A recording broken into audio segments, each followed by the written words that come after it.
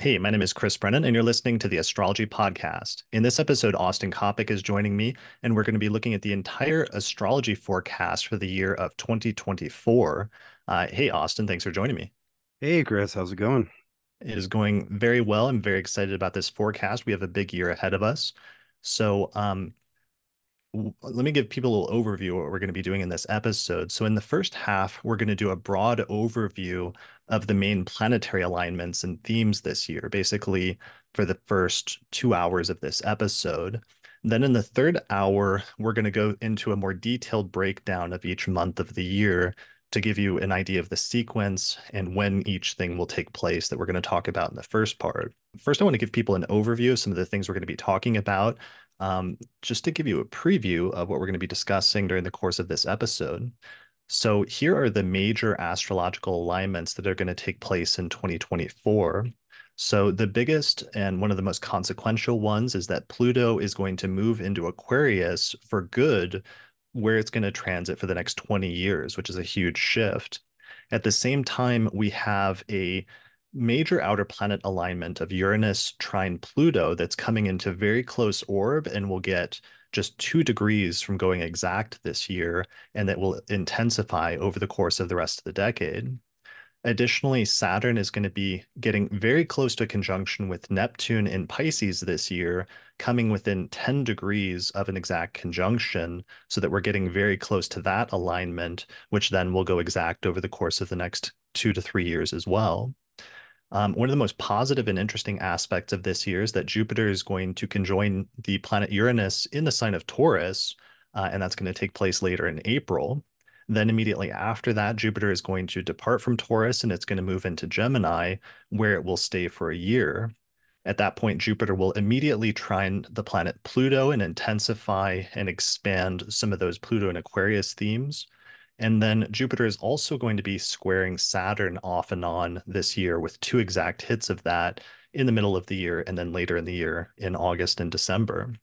So we're going to see eclipses and a continuation of the Aries Libra eclipse series during the course of the year, which will include a great American eclipse, which is going to take place in April. That's going to be a total eclipse that will be visible across the entire half of the continental United States.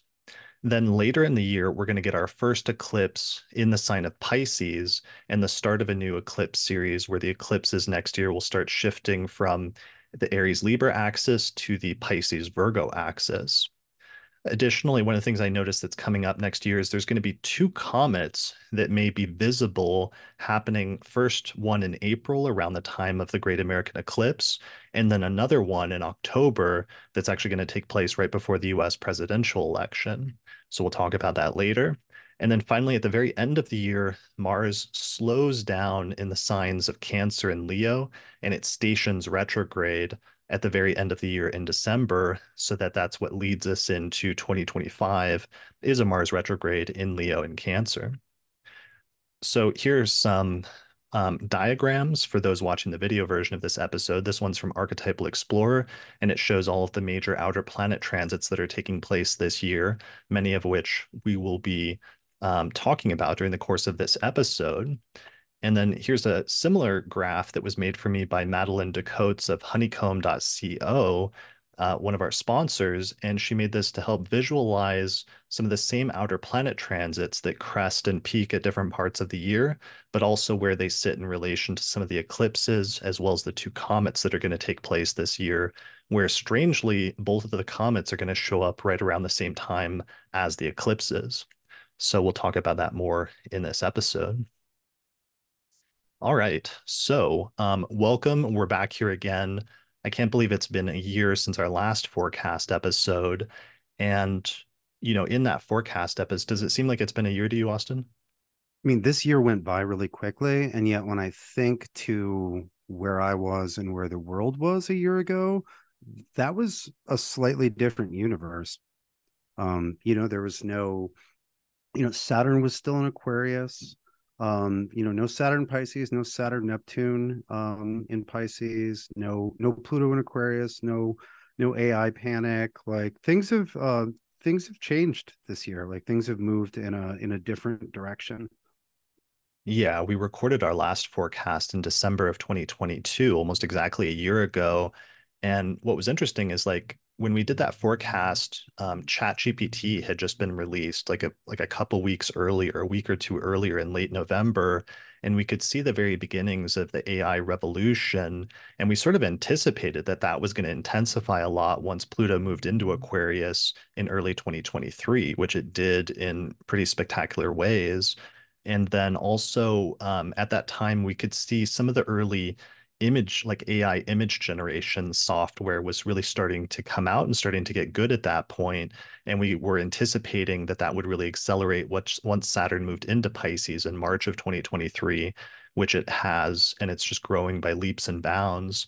So here we are now, a year later, and so much has changed. And clearly, we're sort of standing at the precipice of entering into an even deeper and more intense phase of what those transits are indicating this year, with Pluto moving into Aquarius for good now for 20 years, and with the Saturn-Neptune conjunction coming to closer than it's been in decades and coming within 10 degrees.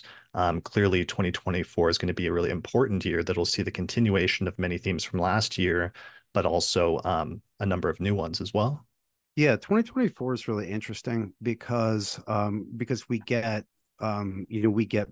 only had 6 weeks of Pluto in Aquarius in 2023, whereas the majority of 2024 will be Pluto in Aquarius. And so that's a new thing. Like that's the very beginning of a 20-year thing. And yet 2024 also has the very end of some things we've been doing for a long time. We get the last full year of Uranus and Taurus, which is a 7-year cycle. We get the very last year of Neptune only in Pisces, which is a 14-year cycle. And so, while we're getting a new big thing with Pluto and Aquarius, we're also just before the beginning of Uranus in Gemini, which is 2025, and Neptune in Aries, which is 2025.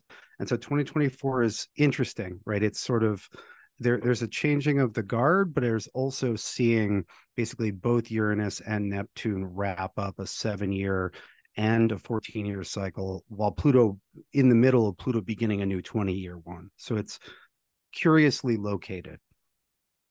Yeah, and that was something that came up over and over for me again is when I looked at the major outer planet transits this year, they're all building into some pretty major stuff in this decade, but this is the first year where they get really intense and we get not just a preview, but like we put a full foot in the door of that new era that we're entering into.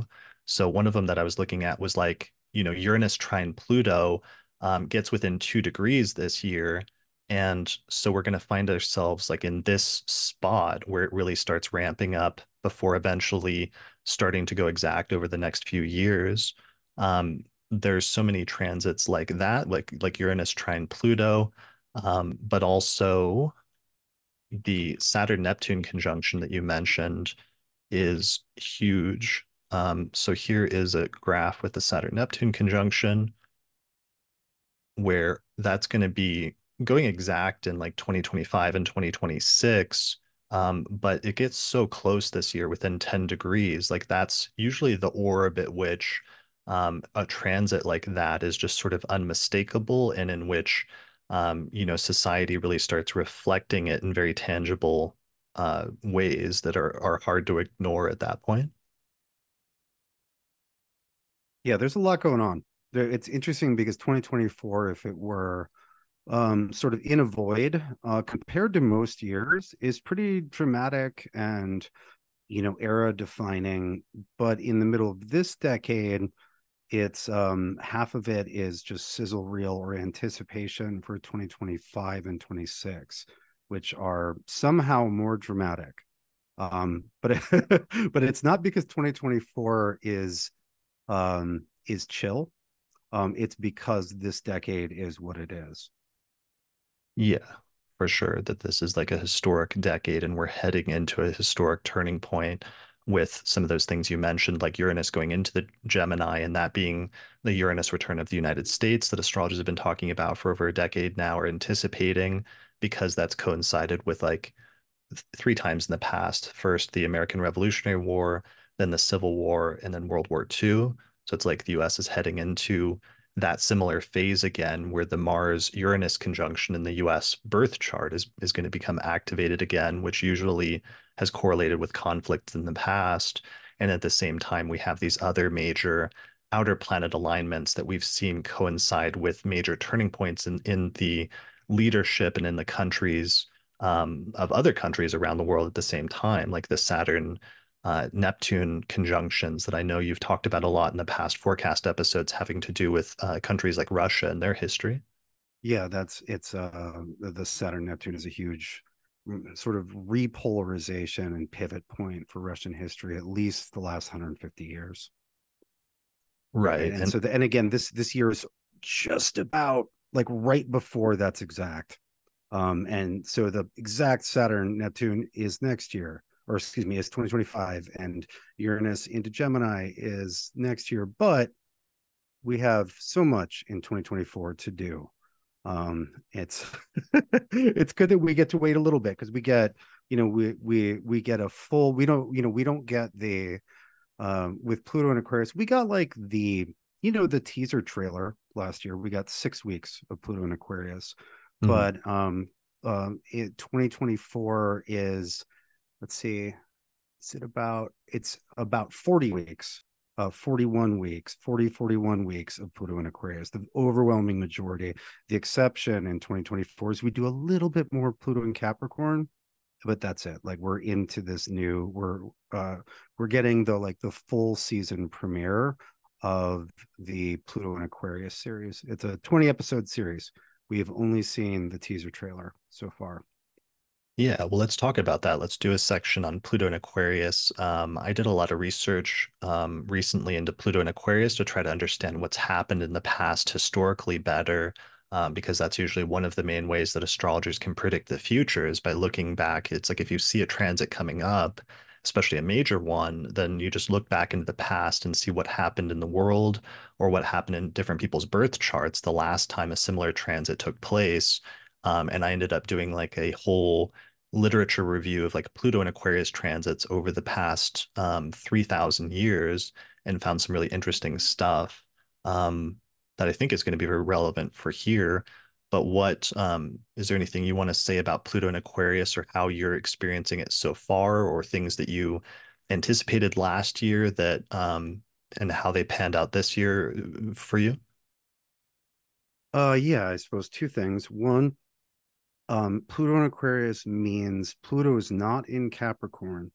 And if your chart has been shat upon by Pluto and Capricorn, what you will actually feel when it goes into Aquarius is the lack of Pluto. For me, late Pluto and Capricorn has just been um, holding a boot on my neck. And so during that 6 weeks, in the second quarter of 2023, I felt the boot lift for the first time in years.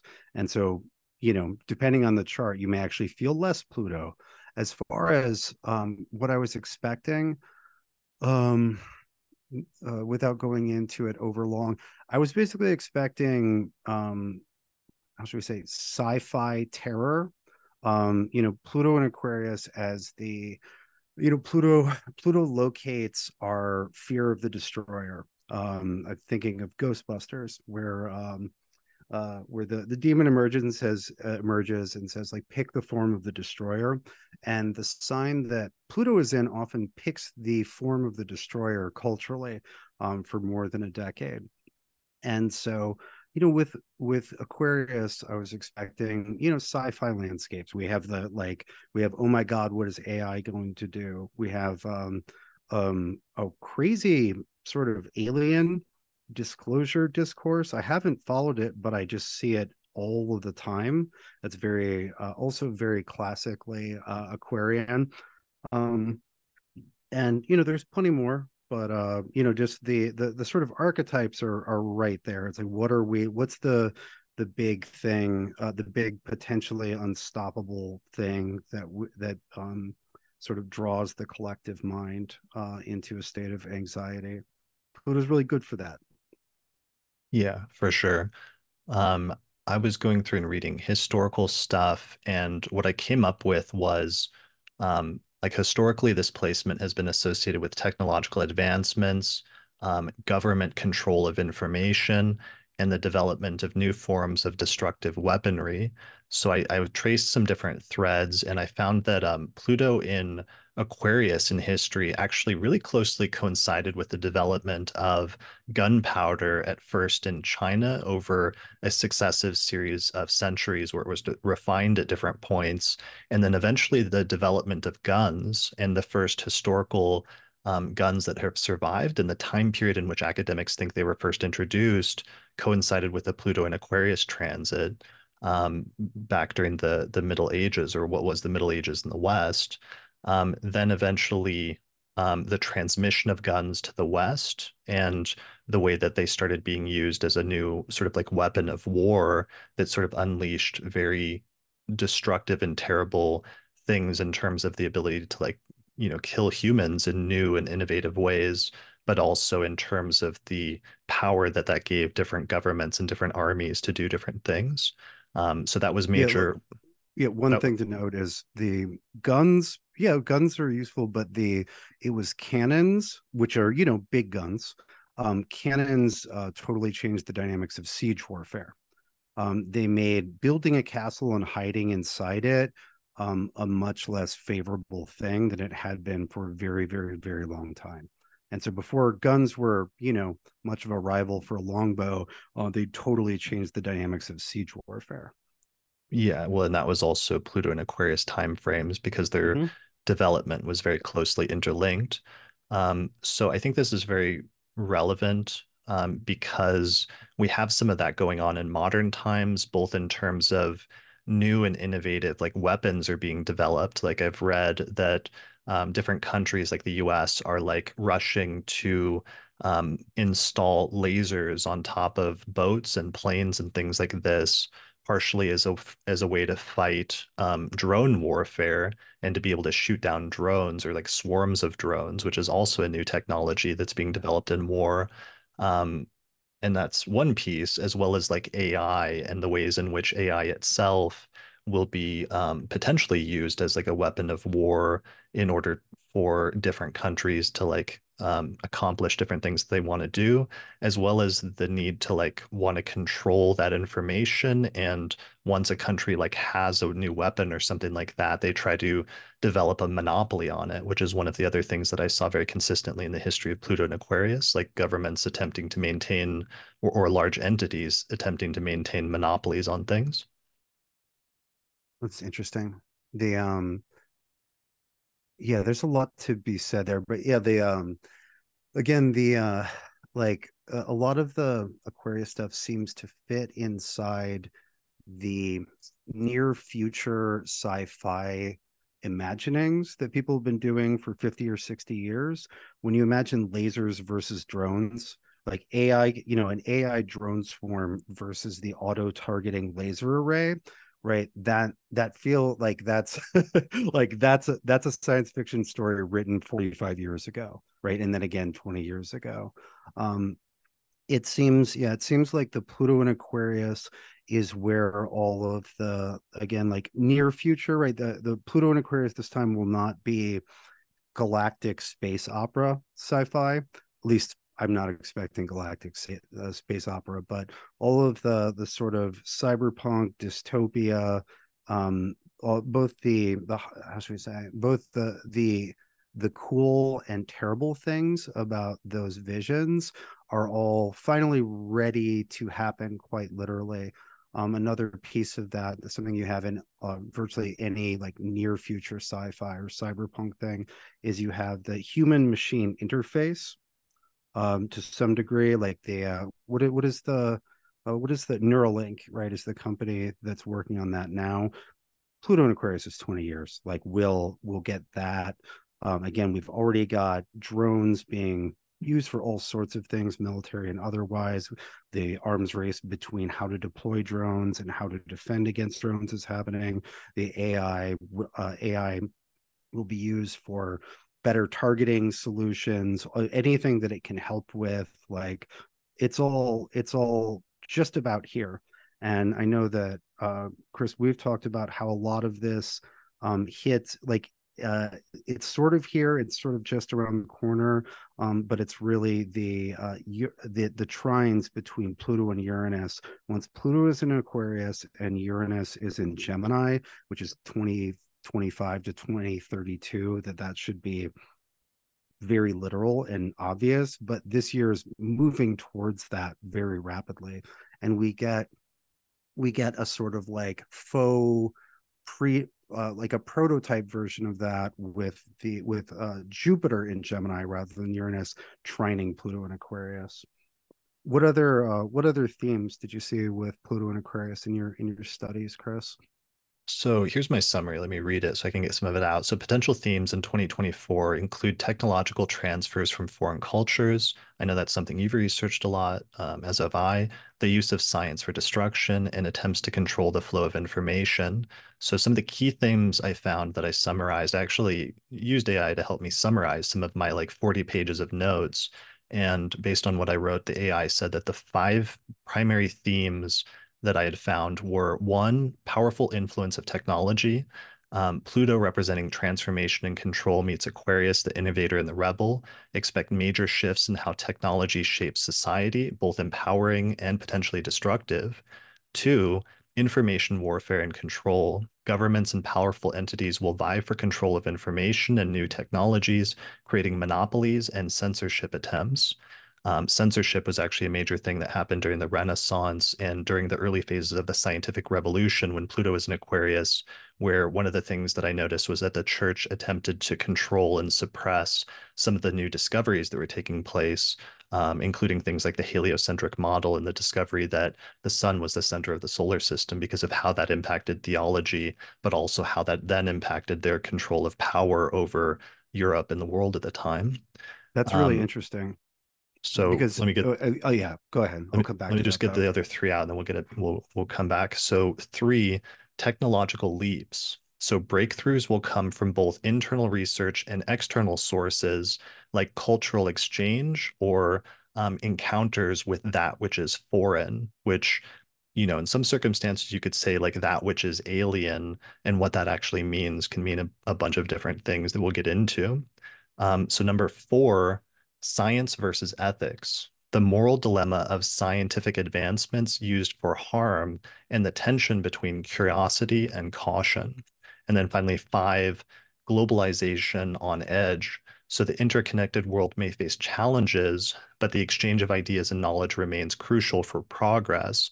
But one of the things that we're seeing right now is a real challenge to the globalized world and economy that was set up in like the 1990s, where there was this belief that if everything was globalized, if trade was globalized, then different countries would become more democratic and it would lead to a lessening of wars around the world because everybody becomes interdependent. But that has seen a major shock over the course of the past several years. And now many countries are starting to pull back from that and are starting to try to like produce things more in their own country instead of relying on supply chains. So what we may see as an emerging trend is this challenge to the idea of like globalization as a trade idea. So those are my main Oh, themes okay, great. based on history. Yeah, that there's a lot of meat on those bones. So let me go back to the point where I was starting to interrupt you. So with the Copernican, I don't know if discovery, but rediscovery of the fact that the Earth goes around the sun rather than vice versa. So this is the what 1533 to 53 span that you're talking Hmm. about with Pluto and Yeah. Aquarius. So what's interesting about that and the church trying to basically censor information or science that contradicts the ideology of the church at the time is that the church, the Catholic Church, under what was literally embroiled in what we could call a civil war. This is the time period that the Protestant Revolution takes place. This is the time period where Henry VIII becomes the first of the kings in Western Europe to say, "I don't care who you think I'm allowed to marry," right? And kicks out the Catholic Church, seizes the property, and then brings the church under the control of the country rather than vice versa. And so this was a period that I fixated on because we all learn like, oh, Martin Luther, there's a Reformation, that's why there are Lutherans, right?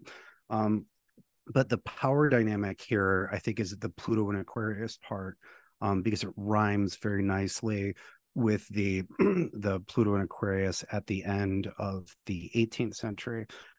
The Catholic Church in Western Europe at that point was the only authority that sovereigns, kings and queens, had to answer to.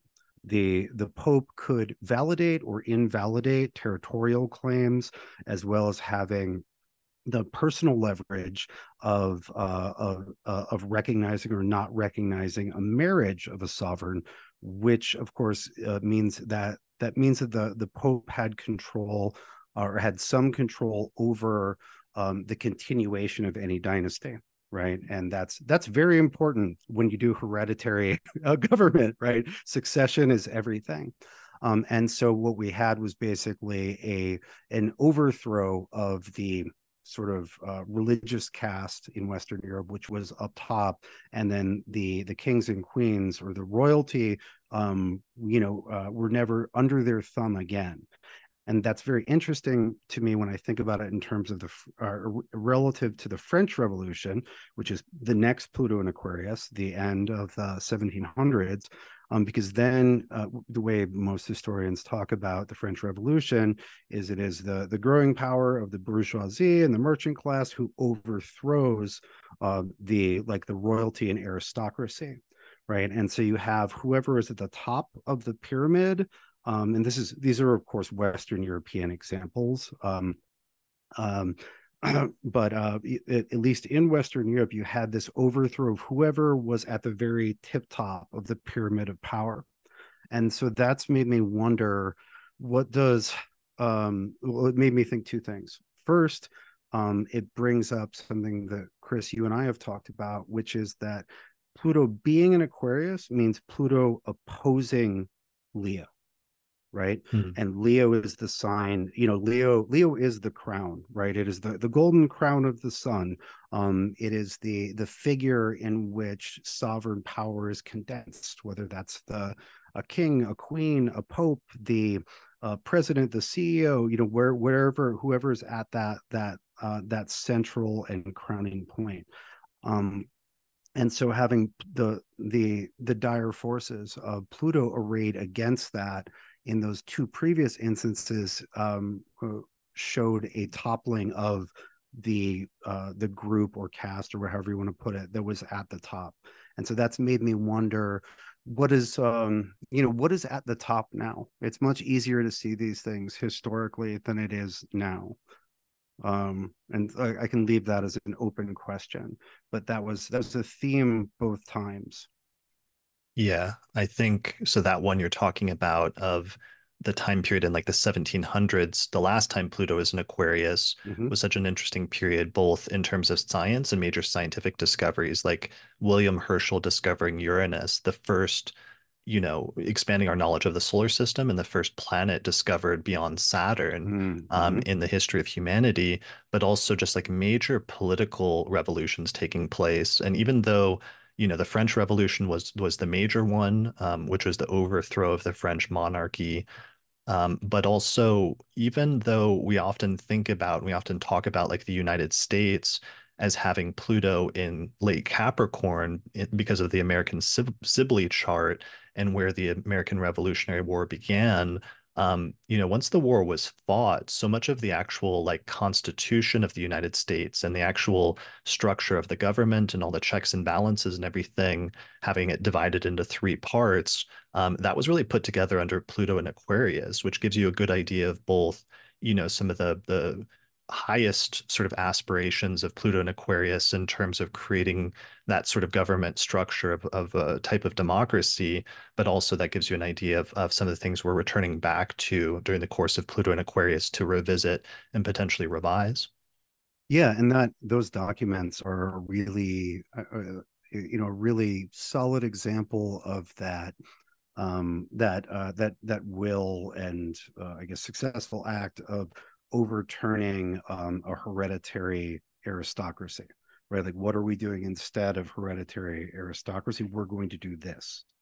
Right. And the presidency, even like George Washington, accepting the presidency, but then, relinquishing it. Because like that even that something at the time was sort of revolutionary because he very well could have just become king or like stayed in power, but instead setting up that precedent of relinquishing power after a period of time that then held up and has become, at least in our country, our form of democracy over the course of the past a few hundred years now.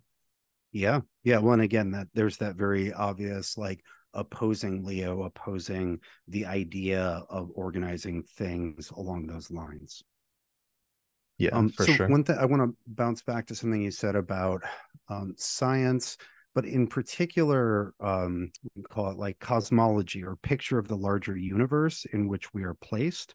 Hmm. Um, because the two things you mentioned, the Copernican revolution as well as the discovery of Uranus, those both changed the picture of the larger cosmos in which we were situating Earth, right? And this is very Aquarius, right? This is very like star card in the tarot, right? Aquarius, and this is also, this is how you get, as we say, it's part of this sort of landscape that you get at least the idea of like aliens or alien technology, like what's out there beyond what we can see, and what are we imagining the universe is shaped like. And so I'm not devoutly following development and debates in physics and cosmology. But from what I hear, and I'm sure there are people who know better, it seems like there are a lot of things about the picture of the universe that have been steady for the last 40 years or so that are beginning to be challenged. I believe that there are issues with the dark matter hypothesis. There are real problems with string theory. People are theorizing the universe might be twice as old or older than people were thinking. And whether any of these are correct or not, this kind of discussion within physics makes a lot of sense given the earlier precedents of Pluto and Aquarius changing the idea of the larger world or the larger cosmos in which the Earth is placed. That sounds about right. Like that sort of maybe not, maybe something else, maybe something new, maybe a revision, et cetera, et cetera.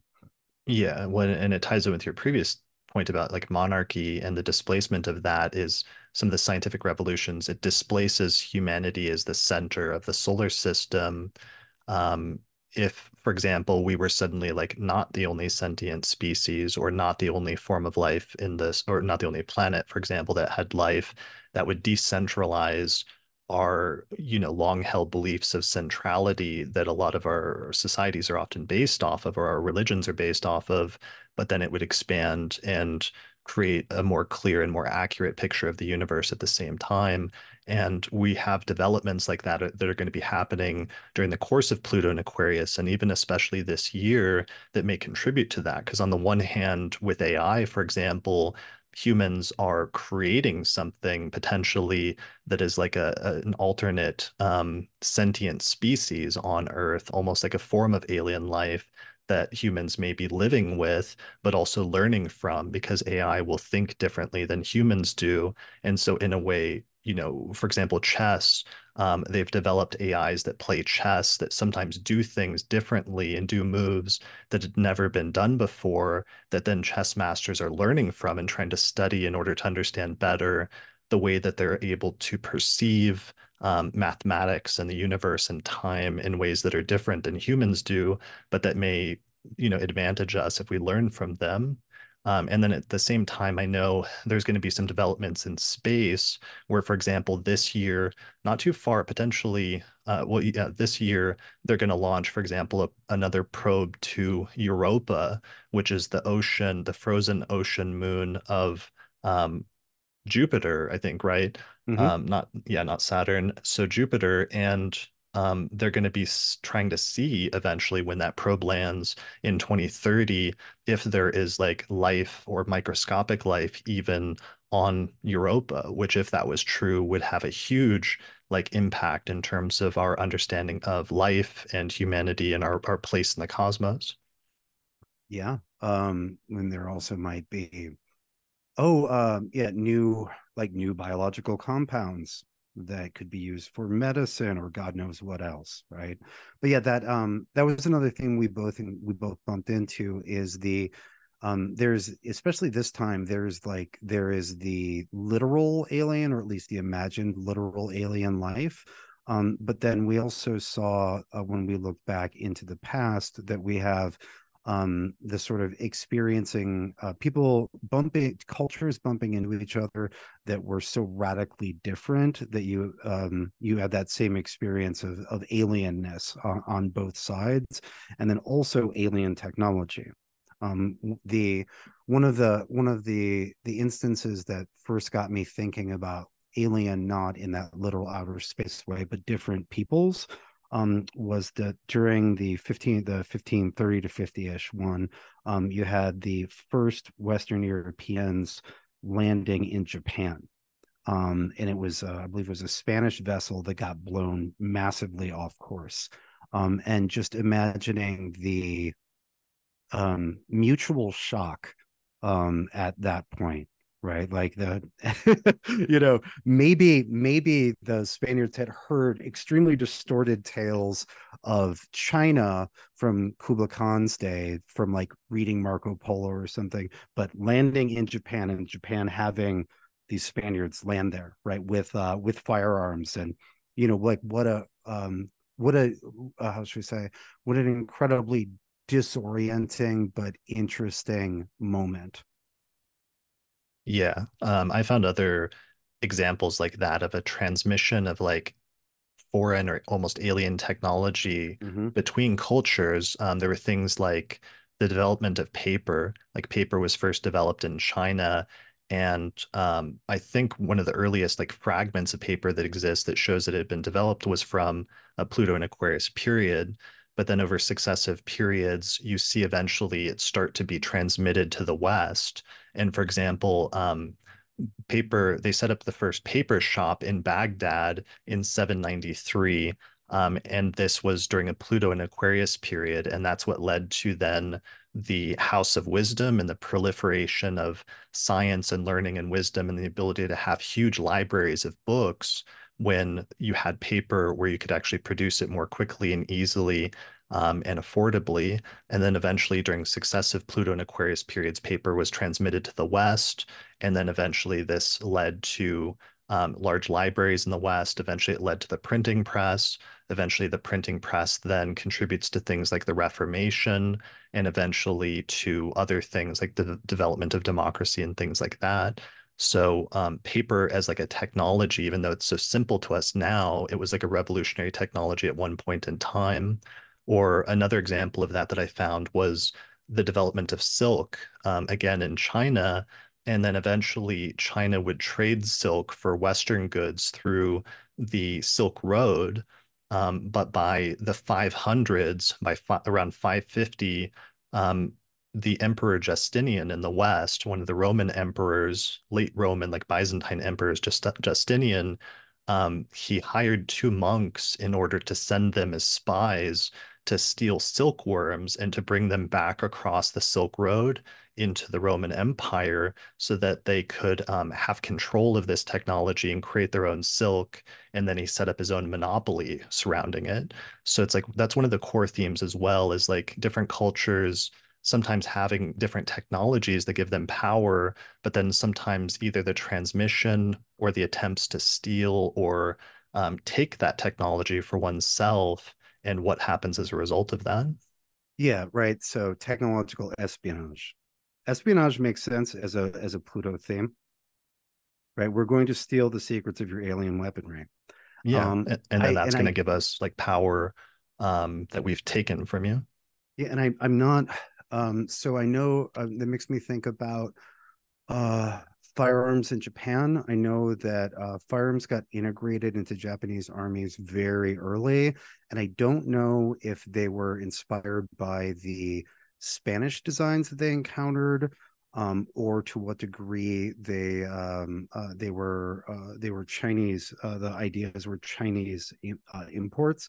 But I think that I don't know, that's interesting. It makes me wonder because I know that even though China did a lot of gunpowder during the what is it the Yuan dynasty or after the Yuan dynasty, but a lot of the gunpowder weapons were no longer made after like the China intentionally rolled back gunpowder technology because they didn't want civil wars using gunpowder. It was great for kicking out the Mongol dynasty, but they didn't want um, you know uh, anti-personnel artillery for regional disputes.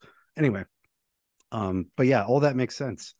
Yeah, That's well, and that's relevant for modern times because like AI, yeah. for example, is a technology, and there's a lot of espionage going on right now between different governments in the East and West surrounding AI or surrounding even technologies like microchips and how the world's most advanced microchips and the smallest ones are produced in Taiwan right now, and how that's creating these huge tensions between China and the US and the different manufacturing things involved. And now the US is trying to bring production of those microchips back to the US and is currently in the process of building a major microchip factory in Arizona.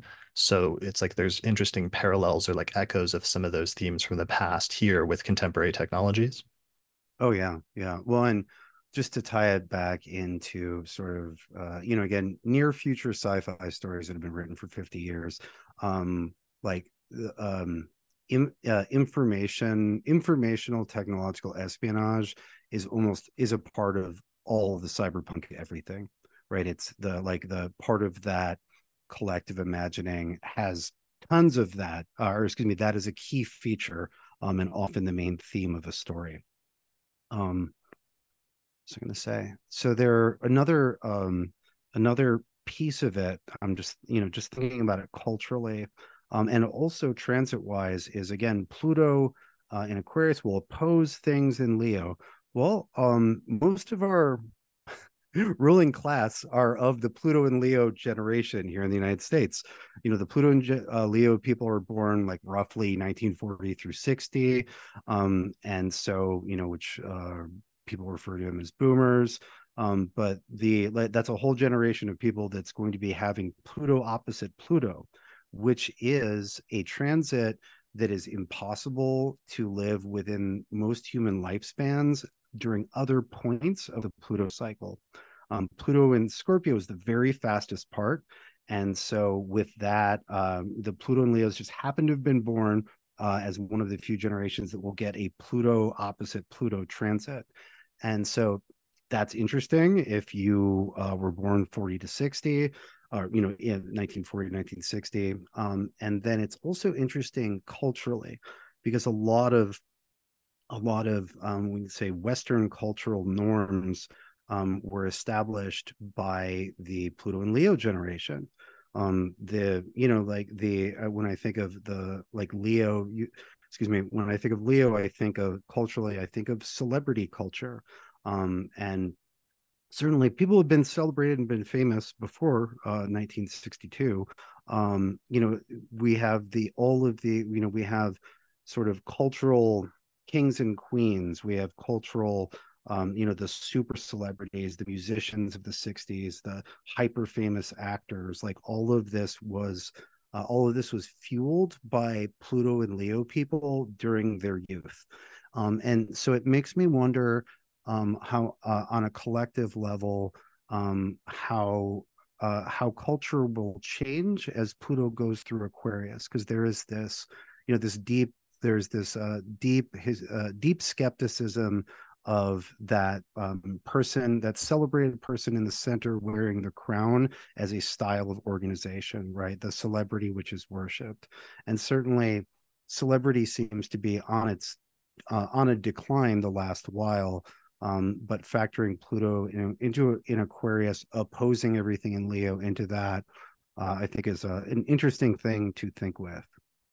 Yeah, well, I mean, Pluto in Aquarius opposing the natal Pluto placement of the Pluto and Leo generation from like the 1940s 40s, the boomer generation, basically, it will be essentially the culmination of the power of that entire generation, where we still have them leading countries, like, for example, Trump and Biden both having Pluto in Leo, and the sort of culmination of that generation's control of the world and of power in the world, but then also eventually the decline and the death of that era and the rise to power of the next generations finally.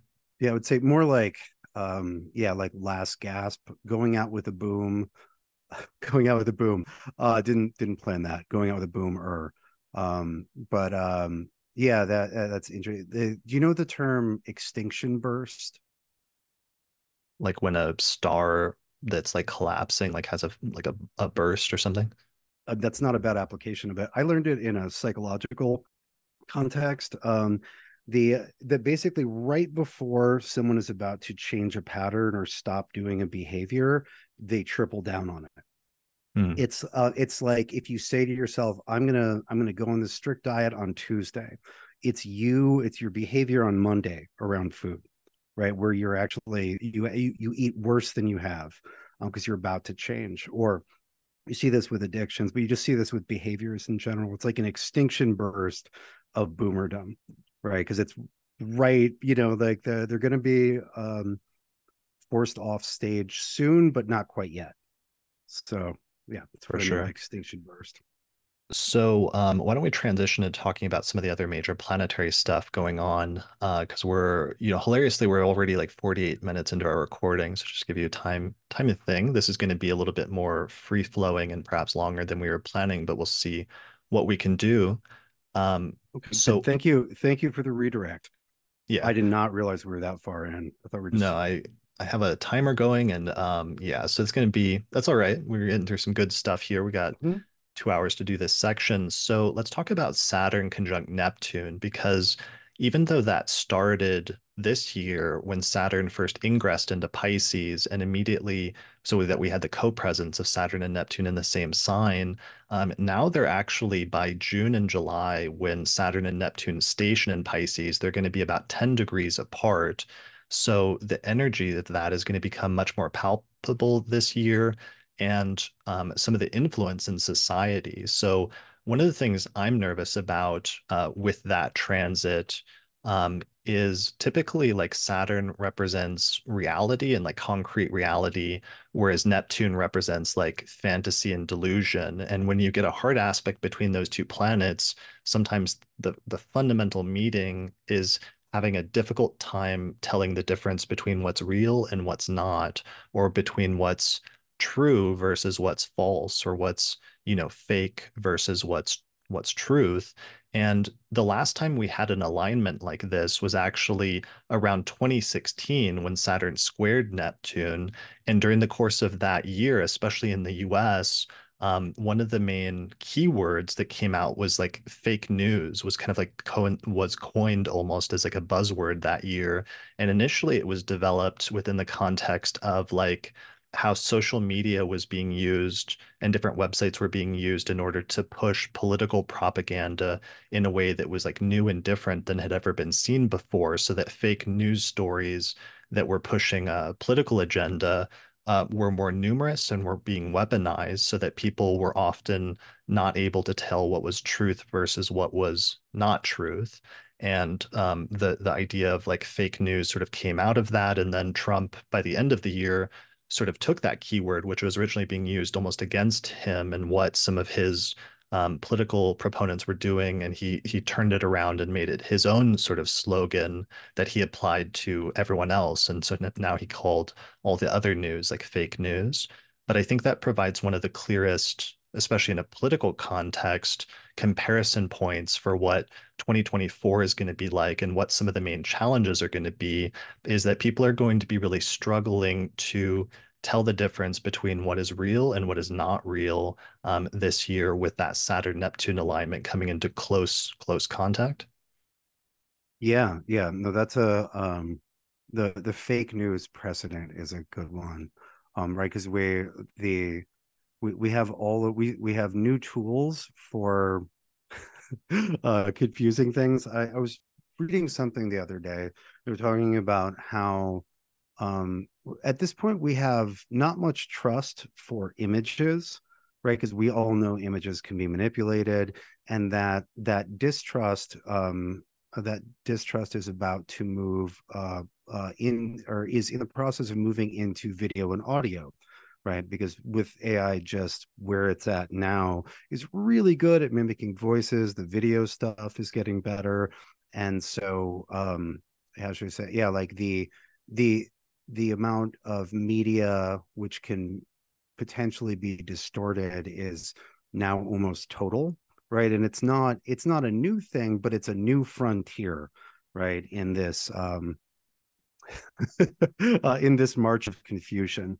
Um, Yeah, one well, thing, and that's going to be good. huge. I mean, just with the rise of not just like, we have AI image generators, like Midjourney just released version 6 a couple of days ago, and just I saw a progression of like image generators and how much they've grown over the past year and a half, and it's just been by leaps and bounds. You can just type a short sentence into one of those image generators now, and it will create a lifelike image that you can't actually tell if it's real or not.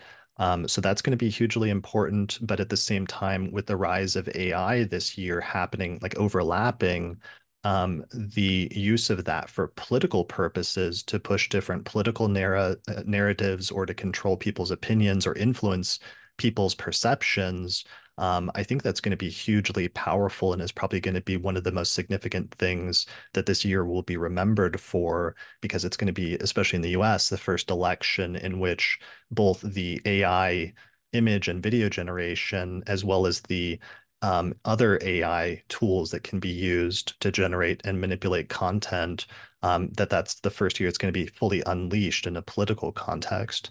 That'll be one of the most notable news stories, I think, throughout this year. It'll be interesting to see how it plays out, how people react, um, how quickly people's sort of skepticism adapts to that. Like how many oops, I guess I was fooled it takes collectively for us to harden into an enduring skepticism of the voice and the moving picture, as well as the other media that we're currently skeptical of. I think it's going to But take at least a year. I mean, if you remember 2016 when that was happening, like people were still reeling from it for like a year, and all of the media didn't know how to deal with it at first and dealt with it very poorly. And it wasn't until after that there was like a year or two period where people sort of did start getting more skeptical, but it took a while to realize that you can't just like read a headline on Facebook and assume that that website is reliable. It was a real like learning curve for like a lot of people, especially a lot of like older people. yeah, and people are pretty stupid. So um Yeah, there's that. but yeah, the just Saturn Neptune and like, is this real? Is this not real? Just looking back at the last couple conjunctions. So Saturn Neptune in what, like 88 to 91. Uranus was there too, but there was a Saturn Neptune series of Saturn Neptune conjunctions in Capricorn. And the whole Cold War thing just kind of stopped overnight. And what a strange end that was, and was like, is this real? I'm sure so many people were like, is this real? Right? So many um uh former residents of the former Soviet Union were like, so we're just done, right? Like if you I remember a little bit before the Cold War. I was born about 10 years, I had about 10 years of Cold War of life, and even I remember being like, oh, it's just over. And then back to the previous one before that, which was in the early 50s in Libra, right? That was the McCarthyite era, right? That was like their communists trying to, was it what is the line from Dr. Strangelove, steal our precious bodily fluids. And like, that kind of was a real thing. It was also a totally delusional thing, right? Like that was the beginning of a very real and very potentially deadly rivalry between the United States and the Soviet Union. And it was also a totally paranoid, hallucinatory thing, right? And so again, reality, it's like you were saying at the beginning, just comparing the principles of Neptune and Saturn, right? Saturn is the verifiable 3D empirically true reality. And Neptune is what we imagine. And I wouldn't say it's inherently delusional, but we can imagine things that aren't real. We can imagine things that are real too, but imagination is like Neptune's orbit. It covers a lot more ground than Saturn's orbit, right? And so they're inherently confusing times. And as you said, no doubt, some of these newer technologies will help us stay confused. For sure. But you're right that one of the good things that will grow out of that is skepticism. And that's definitely in history has been key thing that has arisen during Saturn Neptune points is skepticism, which can be good or can be bad. But Oh, go on. some of the notes that I wrote down just to summarize some of my points from what I was trying to learn from history were things like increased awareness of manipulative media, propaganda, and self-deception, a critical eye for recognizing hidden truths and exposing dark realities. Because one of the things is that Saturn, is the darkest planet and often indicates the darkest side of life. So when you bring that to Neptune, sometimes it can be sort of negative fantasies or illusions. Skepticism of conventional wisdom leading to ironic detachment and questioning. I think we'll see a big rise in that as part of that skeptical part. Another facet of Saturn Neptune that often comes up is a pervasive feeling of like sadness, despair, and loss of faith, either due to tragic events or due to major turning points that are sort of go in a way that a large group of people aren't happy with or aren't expecting that make them feel disillusioned. And things like, for example, the political process, collective sorrows surrounding water-related disasters, diseases, and death. So, for example, the Saturn-Neptune opposition back in the mid 2000s and the major tsunami that took place, or also in New Orleans, the Hurricane Katrina was during that Saturn-Neptune opposition. And already this year, we've seen major news stories having to do with water when Saturn has stationed in Pisces, which has been some of our early previews of some of the things related to that. Yeah, Um, yeah. That I have an example to add to some of those themes. okay. So if we bounce back to the first Saturn Neptune conjunction in the 20th century, it's 1916 to 1919 for the co-presence. This is World War One and its aftermath, right? Skepticism. If you read anything that was written after World War One, it destroyed all of these sort of narratives and this vision of warfare as like an honorable but a terrifying thing where you learn courage and discipline. World War One just nuked all of that. There was tremendous sadness, tremendous depression, disillusionment, as well as during the war, of course, confusion. Nobody thought they thought they were going to do a glorious 19th century war, and it ended up being just a brutal slog. Literally trench warfare, but trench warfare as opposed to something that we know of as awful. Imagine trench warfare being a surprise. Nobody had ever done trench warfare before. It's surprise trench warfare, right? And then also surprise. I believe more than half of the casualties were from disease. Just sitting in a trench, you've got that like muddiness with Saturn Neptune, Mm. right? Like just being depressed, getting shelled, sitting in a trench with your foot infected, right? Like that's the sad. And someone Julie points out in the comments, nerve gas. That World War One. So Neptune, with Neptune, we talk about things that are gaseous or become cloud-like, and it was an attempt to break through these solid defensive lines in trench warfare, where we get the first chemical weapons. We get mustard gas, we get nerve gas, we get all of these like literal lethal clouds being people being shelled with those. So all of those themes. Yeah, yeah, especially water stuff, though, with this one, I think will be Yeah, yeah, important. yeah. On the positive side, though, sometimes some of the themes I've seen that come up can be things like confronting suffering can lead to greater empathy, compassion, and service. And sometimes the desire to build a better world can still be present despite disillusionment and hardships. And that was something that we saw come through, or I saw that come through very clearly for that generation of younger people who were born with Saturn conjunct Neptune and Capricorn in the late 1980s. When they had their Saturn return, I kept seeing that theme come up a few years ago over and over again. Interesting. That's interesting. The one thing that's really weird about this Saturn Neptune, or characteristic about the Saturn Neptune, is that we're in the Pisces part, but there's just as much Aries. And so, we're doing the water element version and the compassion version, but Neptune and Aries, I don't think will be famous for its compassion Mm, or sensitivity. And so we've kind of got two we've this the same series of conjunctions occurs in two very different keys, right? Like we've got um Neptune in Pisces is spiritual, it's sensitive, it's compassionate, it's inherently open, whereas Neptune in Aries is going to be where Saturn will conjoin it. Neptune or Aries is individualistic, it's fierce, it's martial, it's pugnacious, not inherently it's not inherently open and inclusive. It's oriented towards what can I do rather than how's everybody else doing, right? And so what's really interesting, another interesting piece of this Saturn and Neptune, is this is Saturn coming to join Neptune, with Neptune at the very end of its time in Pisces. And Saturn always gives this sense of endings and boundaries to things.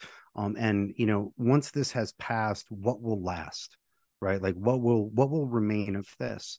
And so in some ways, we're seeing a really focused version of what are we going to, how should we say, what are the lasting effects of Neptune's passage through Pisces over the last decade and up till now, right? And some things will last, right? Neptune in Pisces is very good for expanding human rights to more humans, right? The time before the abolitionist movement, exploded, and that of course leads to the Civil War, but also more rights for more people.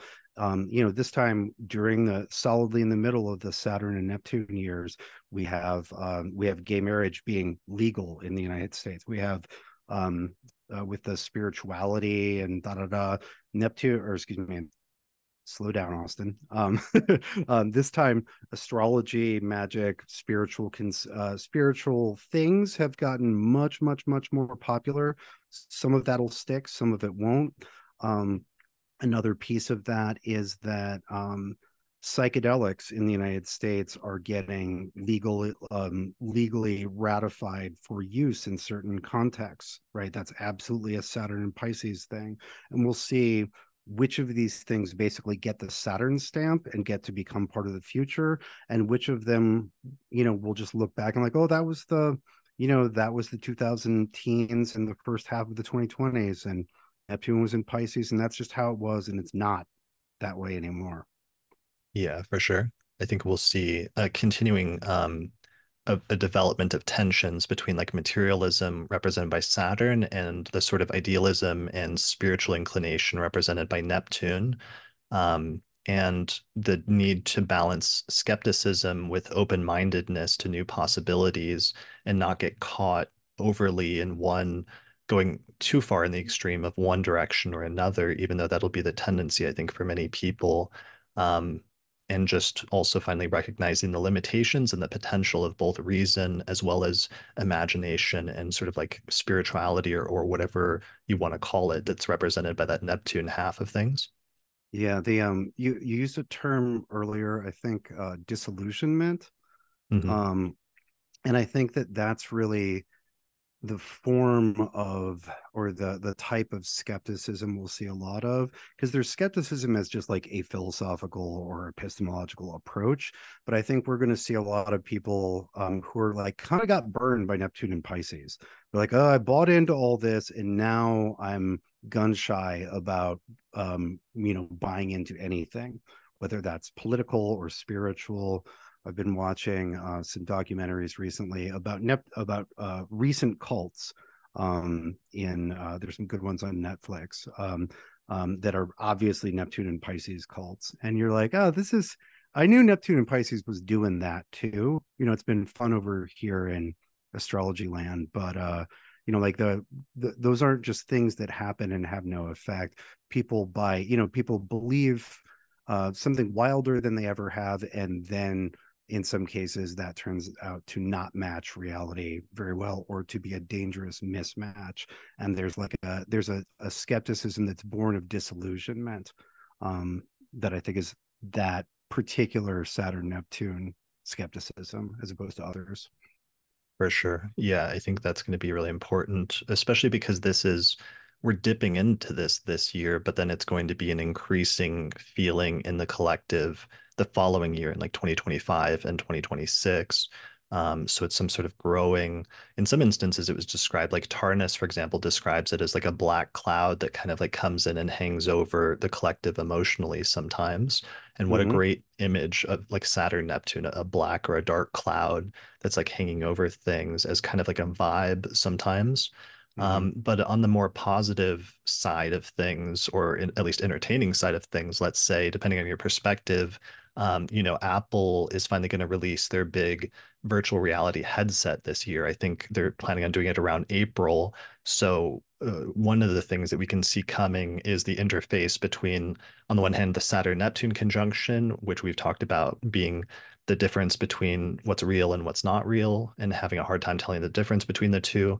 And at the same time, the overlapping wave of like huge technological changes and innovations that are going to take place this year, not just with Pluto and Aquarius, but also with the Jupiter-Uranus conjunction, and then also Jupiter going into Gemini in May, in June. So that's going to be one of the things is like VR potentially taking off and starting to take off in a more widespread way, in a way it hasn't really caught on up to this point, even though companies like Facebook have been like trying to make it catch on. It hasn't really been working, especially due to various technological hurdles that they've been encountering where like headsets make people sick. But this one with Apple, if their previous track record of like different launches of different types of technologies is any clue, could be the one that makes it take off and makes it work somehow this time. If it's going to, it's got to be during Saturn, Neptune, and Pisces, right? Right. Like if it doesn't take this time, then if it doesn't take while Saturn, Neptune, and Pisces, then I guess it just never takes, because it's been around and it's impressive, but not particularly fun. Was my experience of it 6 years ago. I was like, oh, this is cool. I don't want to do this. It's cool that this is possible. Take it Yeah. away now. Well, and the way it might work is instead of being a completely immersive, like virtual reality experience, it seems like what they're pushing more is augmented reality and the idea Mm-hmm. of being able to have overlays and see some digital displays or other things in your site, but also Yeah. being able to see parts of the real world at the same time. And I think that could be the main keyword that we end up with from the next 2 to 3 year period is augmented reality as like one of the things we all remember about what happened in this part of the decade. Yeah, and that smells more like Saturn, Neptune, and Aries, right? Like Mm, an actionable heads-up display, like the Terminator. right. I like that most of our analogies for the past year, but in the long term, often end up coming back around to like the Terminator. Well, I mean, Pluto. Terminator is a great place to go for Aquarius, malefics and Aquarius textures. For sure, for sure. All right, so let's transition into talking about one of the other major planetary alignments that actually goes exact this year, which is Jupiter transiting through Taurus, and in April, it will conjoin with the planet Uranus in the sky. And this is going to be one of the most important and one of the most characteristic transits of this year because this conjunction only takes place every 14 years. But it's one of the more positive and one of the more optimistic alignments of outer planets that takes place. And in history, it's actually coincided with some really important periods of like scientific discoveries, of developments in art and culture and music. And yeah, it's one of the more positive ones. It's probably the one, if I had to highlight like a really positive transit this year, this would be the one I want to tell people about and really emphasize. So here's a graph from Archetypal Explorer that shows you how Jupiter went into Taurus. And so we already started getting some of this over the course of 2023, but it's not until 2024, specifically in April, that this conjunction actually goes into a full alignment and goes exact. So April is our target time frame for this one.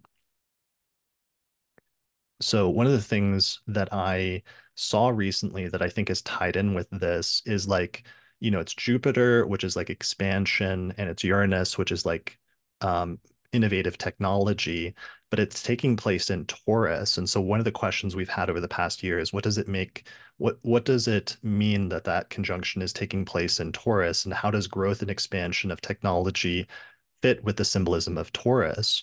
And Taurus is a fixed earth sign. And one of the things we've talked about is that Taurus, more than any of the three earth signs, I think often has to do with like the earth and like soil and like material, like the material experience of the universe and being grounded in that.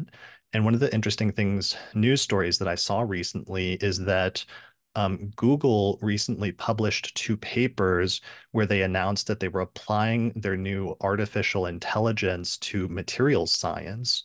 And as a result of that, they found after applying AI to material science and telling the AI to go out and try to find different materials and combine different materials to create new ones, that it was able to find thousands and thousands of new materials that hadn't been discovered before. And then interestingly, it also told the AI to use robotics to test those materials to see which ones would actually work. And it found, I think, something like 800 viable new materials that could be used to make advancements in things like batteries, in faster computer chips, in solar cells, and other things like that. So I think one of the major things of this Jupiter-Uranus conjunction is major advances in material sciences that are going to expand our understanding of some of the basic fundamental materials in the world and finding new and innovative uses for them that go beyond what we've had before in the past. Yeah, that's really interesting. And yeah, dead on with the Uranus and Taurus, right? Uranus and Taurus historically is about stores of value, money, commodities, food. It's about stuff, right? And so new kinds of stuff that might be useful is right up the Uranus and Taurus, or right in the Uranus and Taurus valley. Um, and what's interesting about that is there are several things which are bottlenecked around just like one materials problem. Like, why aren't there Iron Man suits or powered armor? It's literally just battery capacity. That's the only thing that's holding that's holding me back from having a set of power armor with a jetpack. Is they can make these things and they'll run for 20 minutes. And there are also plenty of less absurd things that depend on the storage capacity of battery materials. So even though and this is very Taurus, right? It seems like a lot of times Taurus things seem so like, oh, it's a slightly better material for this, or oh, it's a slightly better fertilizer. But because in Taurus, we have all of these fundamental inputs into the more complicated, impressive things. Changes at that material level, at that fundamental input level, it can end up creating very large, impressive new capabilities just downstream. Yeah, for sure. And what's crazy is like with the AI component now with Pluto and Aquarius at the same time as this conjunction and with the Uranus-Pluto trine coming into alignment, which is accelerating both the Pluto and the Uranus side of things. I looked up the numbers and they said that this AI found 2.2 million candidates of new materials and that this represented the equivalent of like 800 years of human research of what it would take us to like combine all of these or test all of these out manually as we have since back in the day, since like the days of alchemy and stuff. So it's like these things are just advancing human progress at a rapid rate and allowing us to do things that weren't possible previously. And that's just a preview of this because when that conjunction gets closer, there will probably be some more important turning point because I just have a huge list of like scientific discoveries. But one of my summaries of what I found was that these periods of Jupiter-Uranus conjunctions often coincides with periods of rapid advancement, liberation, and change, usually with positive, sort of expansive outcomes, although occasionally with negative ones. Um, but some of the different, yeah, there's a ton of different past ones, but some of the discoveries were like scientific breakthroughs, like Kepler's discovery of the planets moving in ellipses rather than perfect circles. Some of the early developments in the early 20th century with quantum physics and like the foundation of quantum physics was during the conjunction that was occurring around 1900. And some of the developments later in the century with like Heisenberg's work on quantum mechanic advancements was due to a Jupiter-Uranus conjunction. There were also social and political rebellions like the American and French revolutions were both Jupiter-Uranus conjunctions in addition to the other outer planet transits that were happening at the time. The 1968 countercultural movement, the landing on the moon, the Apollo 11 moon landing in 68 and 69 was this nice lineup of Jupiter, Uranus, Pluto, and the moon all in the sky at the same time, as well as other developments in like flight, and some of the first flights were Jupiter-Uranus alignments. Um, even developments in biology back in the Renaissance period, like a huge work on biology was written back then, the first time that they started doing dissections and realizing that some of our knowledge of like human anatomy that we'd inherited since like Galen in the second century had been wrong, was a Jupiter-Uranus conjunction. There's so many sudden expansions of horizons and sudden individual breakthroughs in the history of Jupiter-Uranus alignments that it should be a really exciting time around April. Yeah, it's Jupiter, it's a confirm one of the things Jupiter does, right, is to confirm and support.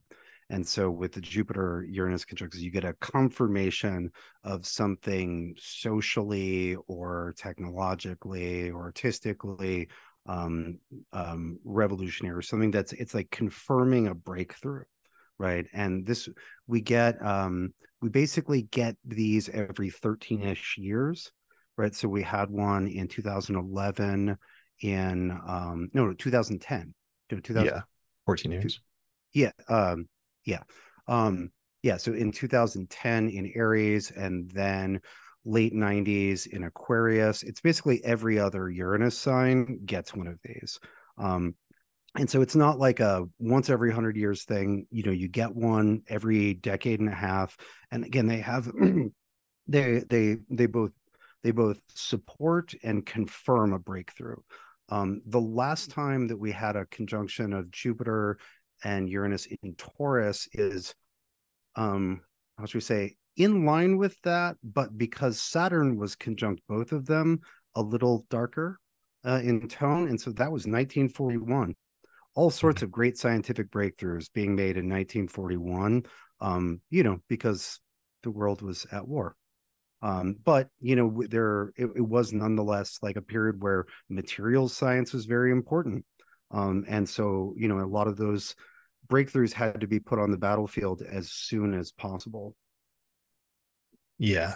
Yeah. I think scientific discoveries and for individuals, sometimes people can write really important, expansive works or have sudden insights into the at this time in whatever their field of activity is. So I think everybody should think of it in terms of what house this Jupiter Uranus conjunction is going to take place in Taurus, and what house in your chart that is. And there may be a sudden burst of like insight or a sudden unexpected moment of growth and expansion where your horizons are broadened like much further than they had been before up to that point.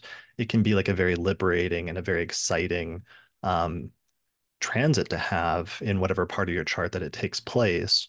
Now, of course, there can sometimes be downsides. The downsides can include things like a sort of naive optimism and excess, an uncritical embrace of progress and rule breaking, as well as a feeling of like indulgence or a fleeting euphoria that like the pace of technology and of discoveries is like happening so rapidly sometimes at those times that it feels like it will just like continue on indefinitely. But as with all things, there's eventually like a drop off.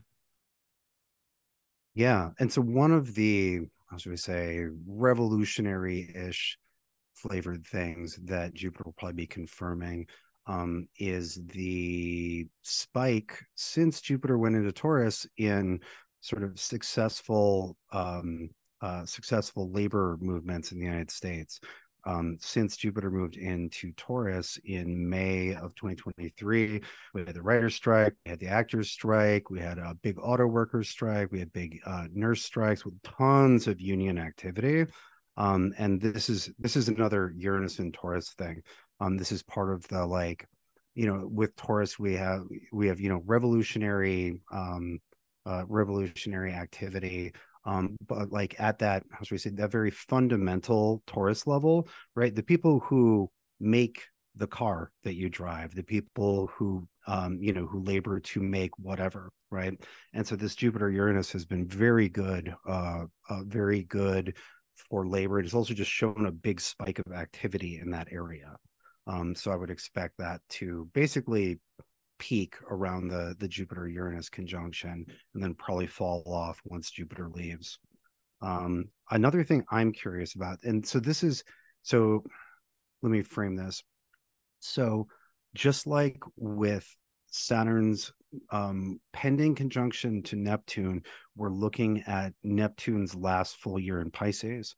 With Jupiter's conjunction to Uranus, that also happens during Uranus's last full year in Taurus. And so it's a little bit of a like there's a little bit of similarity in terms of like, okay, what do we keep from this when like this, when Uranus in Taurus isn't the weather anymore? Like what remains from this? What gets in this case confirmed by Jupiter? Um, and one area that I'm very curious about, but don't have a prediction for, is cryptocurrency. Cryptocurrency was not invented during Uranus and Taurus, but the Uranus and Taurus era, which began in 2018, has neatly encloses cryptocurrency not being a niche thing, but mattering. Right. Mattering to governments, to people, et cetera, and being a widespread topic of discussion. And this issue with currency and Uranus and Taurus is very consistent throughout the history. Banking and currency stuff, and what is a store of value, and how much value does it store, and how securely, is a question that comes up every time. So I don't have a prediction, but we should see something around that time with crypto that's very telling, would be what the astrology suggests. Yeah, that's a really great point because, I've seen so many people that have Taurus prominent in their chart, especially if they have like a fixed sign rising or if you have like Taurus rising. As soon as Uranus went in, we started seeing them make major, sometimes disruptive or liberating like changes in their life. And like some people, for example, I saw them like move suddenly to a different part of the country or a different part of the world that they've always wanted to live in, but they never could. But they decided to just like do it at that point. And we saw similar things with Bitcoin, like you said, like the rise of Bitcoin into the popular consciousness as an actual like currency that has a huge amount of value. I think when Jupiter goes in and confirms and expands some of those things, it will be like the final um, not bedrock, but final thing that will confirm that some of those changes are permanent and are for good. And it will be that final push that's needed to really solidify them in the future before both of those transits are over. Yeah, we it's really interesting what you're saying about uh, liberation and freedom, because that absolutely became part of the mindset and sort of rhetoric around cryptocurrency. Was like, free yourself from this, be independent of this. That's extremely Uranian language. And that was, that's been during this Uranus in Taurus period. Yeah, for sure. What are some other meanings of Taurus? I mean, another thing with Taurus, though, that I've really come to understand and appreciate was Taurus also has a very um not just like sensual quality, but a quality where it appreciates, getting positive reinforcement and enjoying the finer things in life. Like, Yeah, Taurus well, is snobby. It's got taste and can easily there's an interest in cultivating taste that very easily becomes snobby. it's that, but it's more, I'm thinking about just the appreciation of material comforts, I think is one of the things that I really have come to appreciate from Taurus is Okay. like liking, foods, liking leisurely activities and rest, like that which is sort of supports you materially. There might be something about this conjunction that represents like a new development in terms of that, of like what it means to enjoy material pleasures and things like that on a personal level. That's like a new development that is hard to anticipate because it's going to be something that's like a breakthrough or is like new and innovative or revolutionary when it comes to that. Like the invention of the Snuggie. Yes, the Snuggie, but like a 2024 version where it's like AI powered and the Snuggie like talks to you and reassures you each night as you fall asleep. A Snuggie that gets recalled because it accidentally kills people because Right. it's controlled by a rogue AI. But yeah, Yeah. that like comfort and comfort food is very much linked to Uranus and Taurus. The potato chip and the chocolate chip cookie were both introduced during Uranus and Taurus. Well, if you think about food options, like my grocery or every grocery I go to looks very different than it did 6 years ago. Like there's gluten-free, grass-fed, et cetera, options like, that used to be in the corner of the fancier health food store that are just in normal stores now. What food is available, at least in the parts of America that I've been, has changed significantly during Uranus and Taurus's time. Yeah, and we've talked extensively in past forecasts, both monthlies and yearlies, about Uranus and Taurus and like new developments in like lab grown meat and like alternatives to meat and different ways of consuming different foods and things like that, and innovations there, as well as similar to Bitcoin, how during the course of Uranus and Taurus, the like widespread adoption of those things is taking place. So it may be obviously like a continuation and confirmation of some of those trends, but also perhaps a new breakthrough in some of that represents like a unique innovation at this time that will later in retrospect think back to 2024 and realize that that was an important turning point.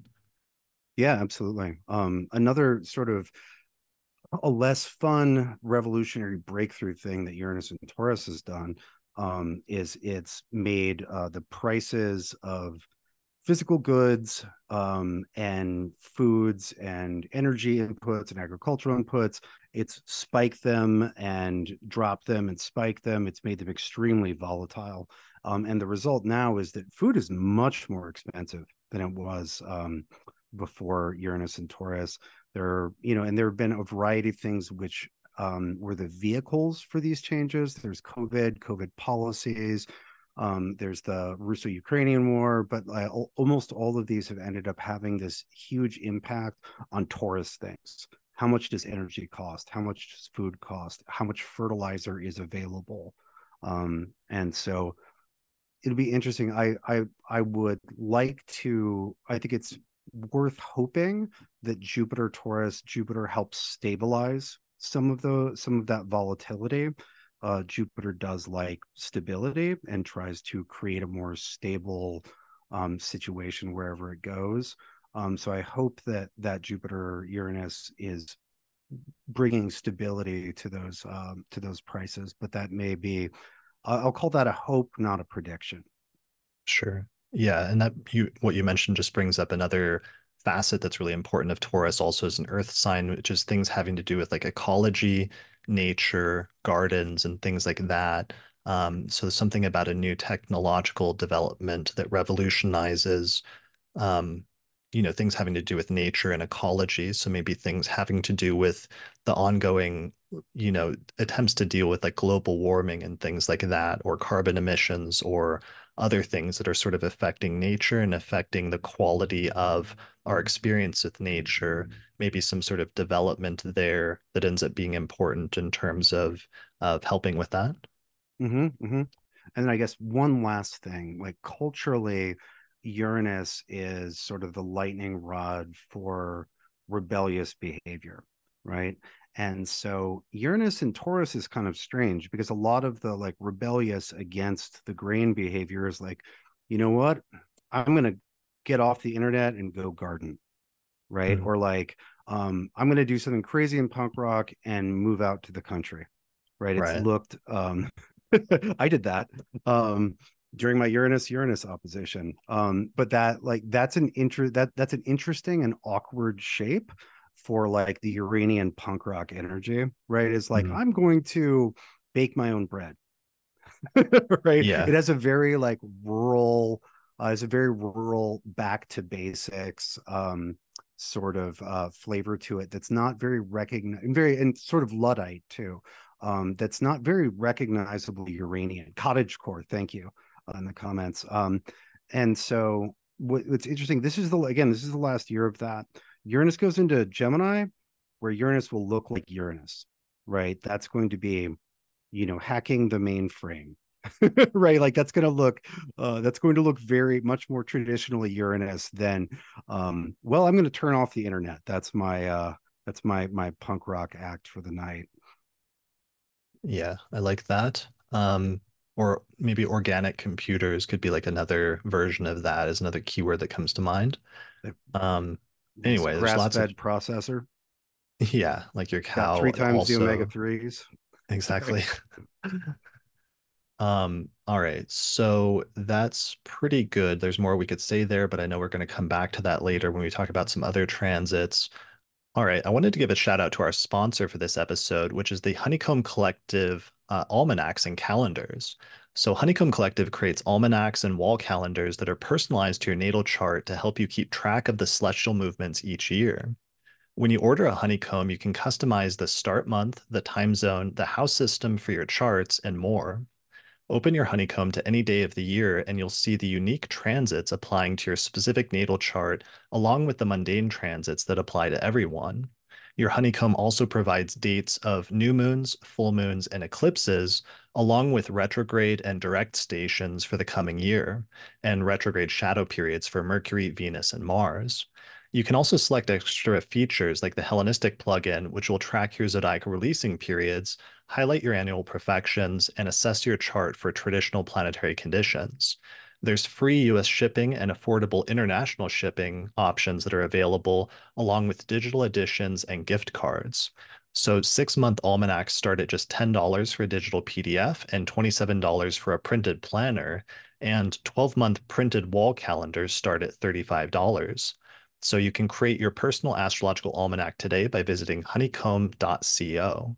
And yeah, thanks and shout out to Honeycomb for sponsoring this episode and for creating these awesome and very affordable printed almanacs, which I love because I got mine for this year. And it's actually super useful how Madeline she takes graphic art design and finds ways to present the astrological information in new and kind of innovative ways so that you can pack a lot of information into just a single page.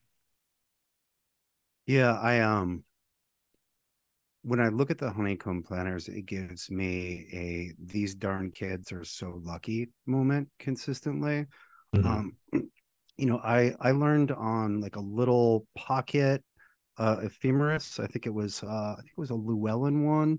And it didn't, it had maybe a quarter of this information. There was no way to get my stuff on.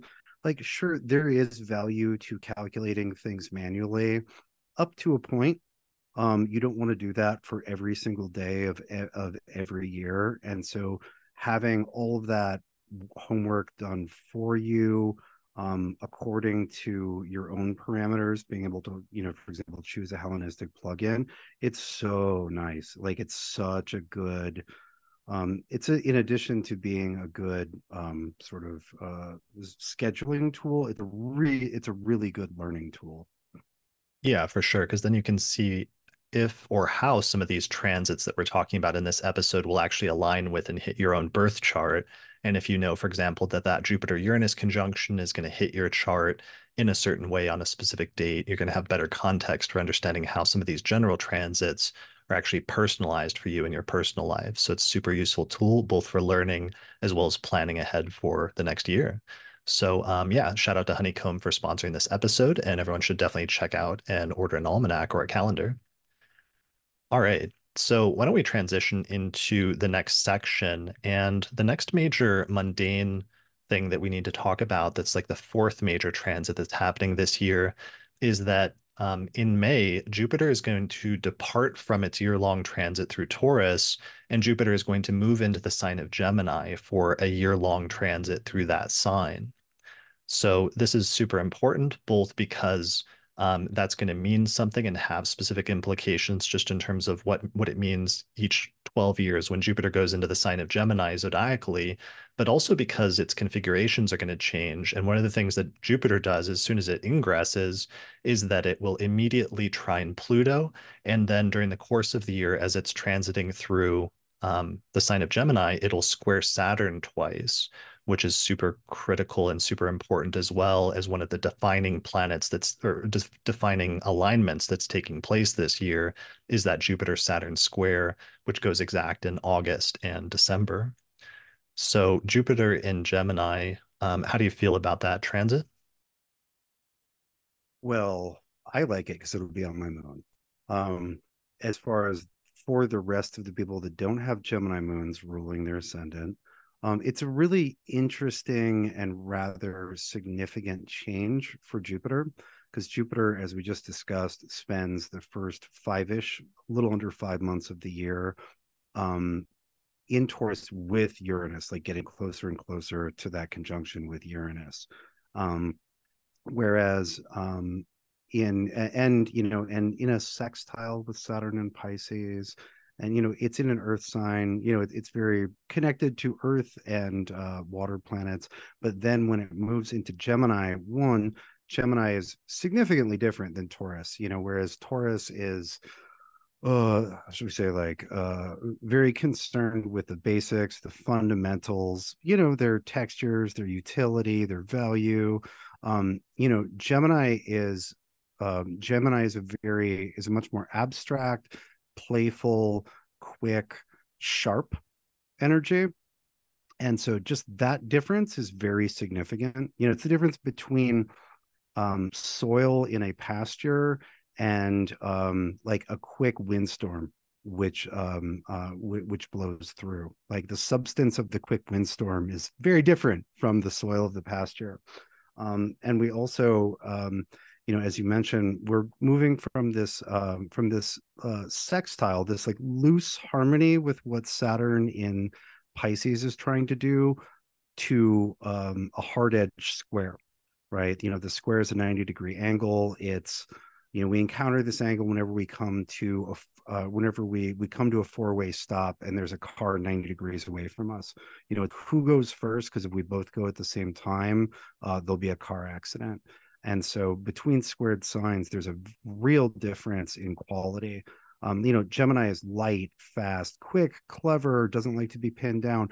Whereas, Saturn and Pisces, I've experienced as this like deep, heavy, abyssal, how should we put this? Submarine, right? Like it's like a Leviathan beneath the ocean made of sadness. It's very heavy. It's deep, but it's very heavy. There's a melancholy to it. There's a seriousness to it. Being dragged into deep waters. And so just contrast that with like quick, light, fast, clever. Let's not get too deep. Jupiter and Gemini, right? Like, it's the sea monster trying to grab the birds, reach up and grab the birds from beneath the ocean surface, right? It's what's quick and light, trying to avoid being dragged down and drown in those depths. So there's um, a really obvious difference in quality. Yeah, I like that you mentioned the Jupiter Saturn sextile that we start the year with, because I think that provides a really important contrast about how this year is going to go. Here's the archetypal explorer graph that just shows Jupiter and Saturn get super close to a sextile around the January, February timeframe. And it's like, I feel like that's, it's a very flowing aspect, which, for example, I think represents on a macro level, like the economy is doing relatively well right now in terms of bouncing back from inflation and some of the things that were happening with that and the danger of some of that. And it seems like things are flowing relatively well in terms of those two energies of like growth and expansion versus consolidation, having a nice equilibrium in the first few months of the year. But then, yeah, as soon as Jupiter changes signs and goes into Gemini in May, suddenly we move into a much different relationship between those two planets and those two opposite impulses of like growth versus consolidation when we get our first square, especially in August and then again in December. But pretty much during the entire second half of the year, we have this much different energy where there's actually a conflict between the forces of like growth and expansion versus the forces of consolidation and taking things slower and holding back. And I think on the one hand, to whatever extent the Jupiter Saturn sextile represents the economy and how things are going relatively well during the first part of the year, it seems like there's some tensions there where maybe things slow down or run into difficulties or tensions due to that square in the second half of 2024.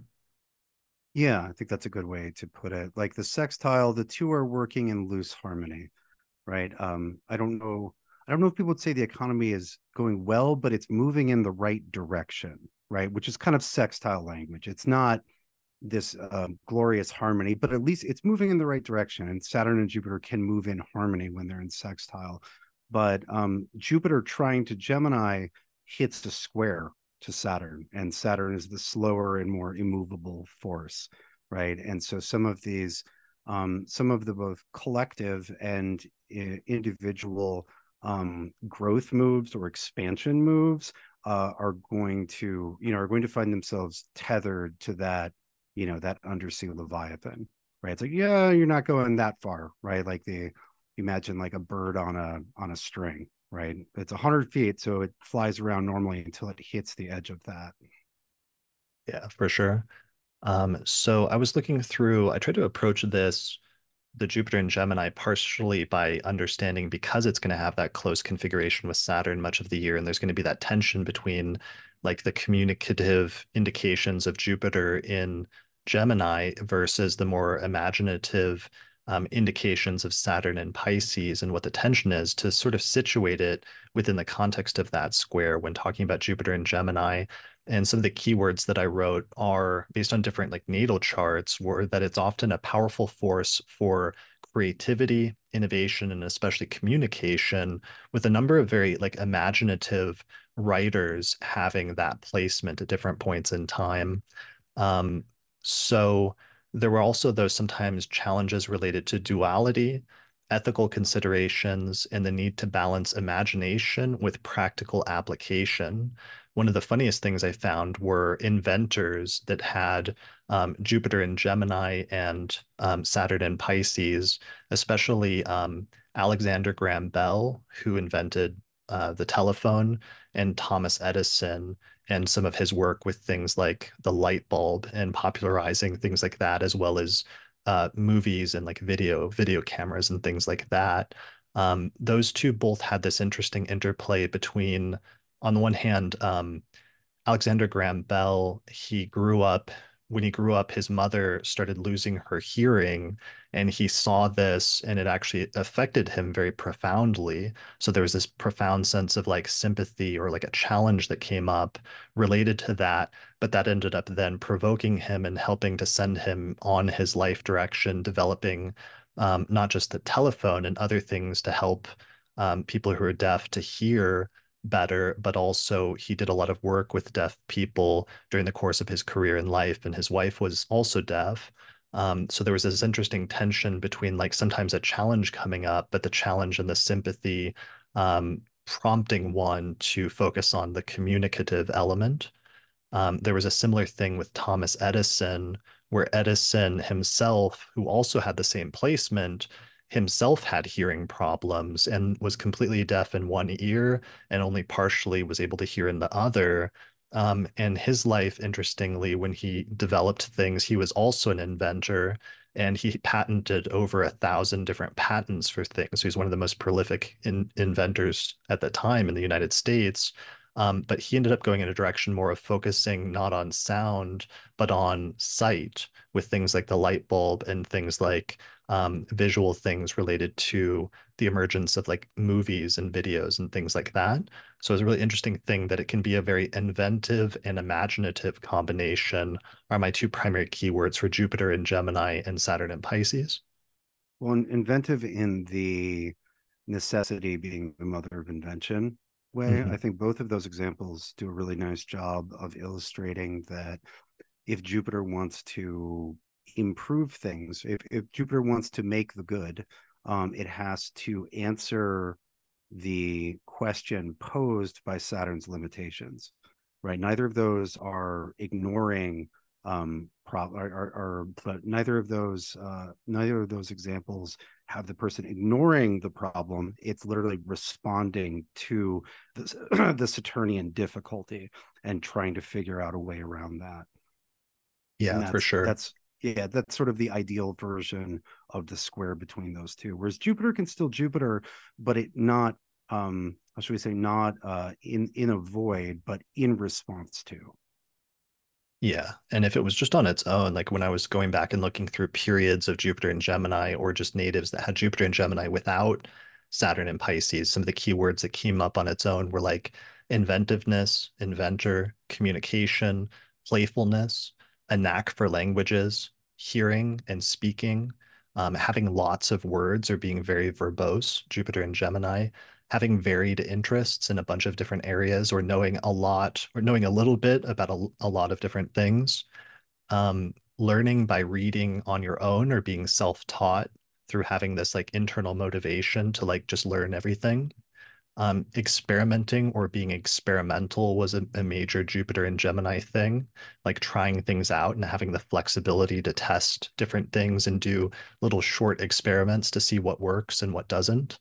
And then finally, having a knack for picking up things was a major Jupiter and Gemini keyword that I noticed. Yeah, absolutely. I've also seen Jupiter and Gemini positions show both a knack for and also luck with technological things. Um, Kate has Jupiter and Gemini in a very nice trine with Mercury. And we've joked for years that she is blessed of the machine spirit because I will fuck with a printer that's not working for half an hour. She'll walk up to it, press the same button, and it works fine for her. And this is a phenomenon that has been witnessed by several other independent observers can give testimony. But it's like, oh, it's Jupiter and Gemini. Um, right, it's luck with these little mercurial things and these little machine spirits. And it's one thing that's interesting from an essential dignity point with Jupiter and Gemini is that Jupiter is seen to be in its exile or detriment in Gemini, and so there are problems where Jupiter's need for a deeper and greater understanding get ignored to do a quick mercurial understanding. But if we're doing essential dignity, we need to do more than just rulership. The first decan is Jupiter ruled, and the bound of Jupiter is also early in the sign, and so it's possible to have a quite dignified Jupiter and Gemini in the early part that can do tons of things. And of Well, that course, Jupiter is a triplicity ruler for Gemini. So, like, yes, it's in its detriment, but it also has these other positive awards.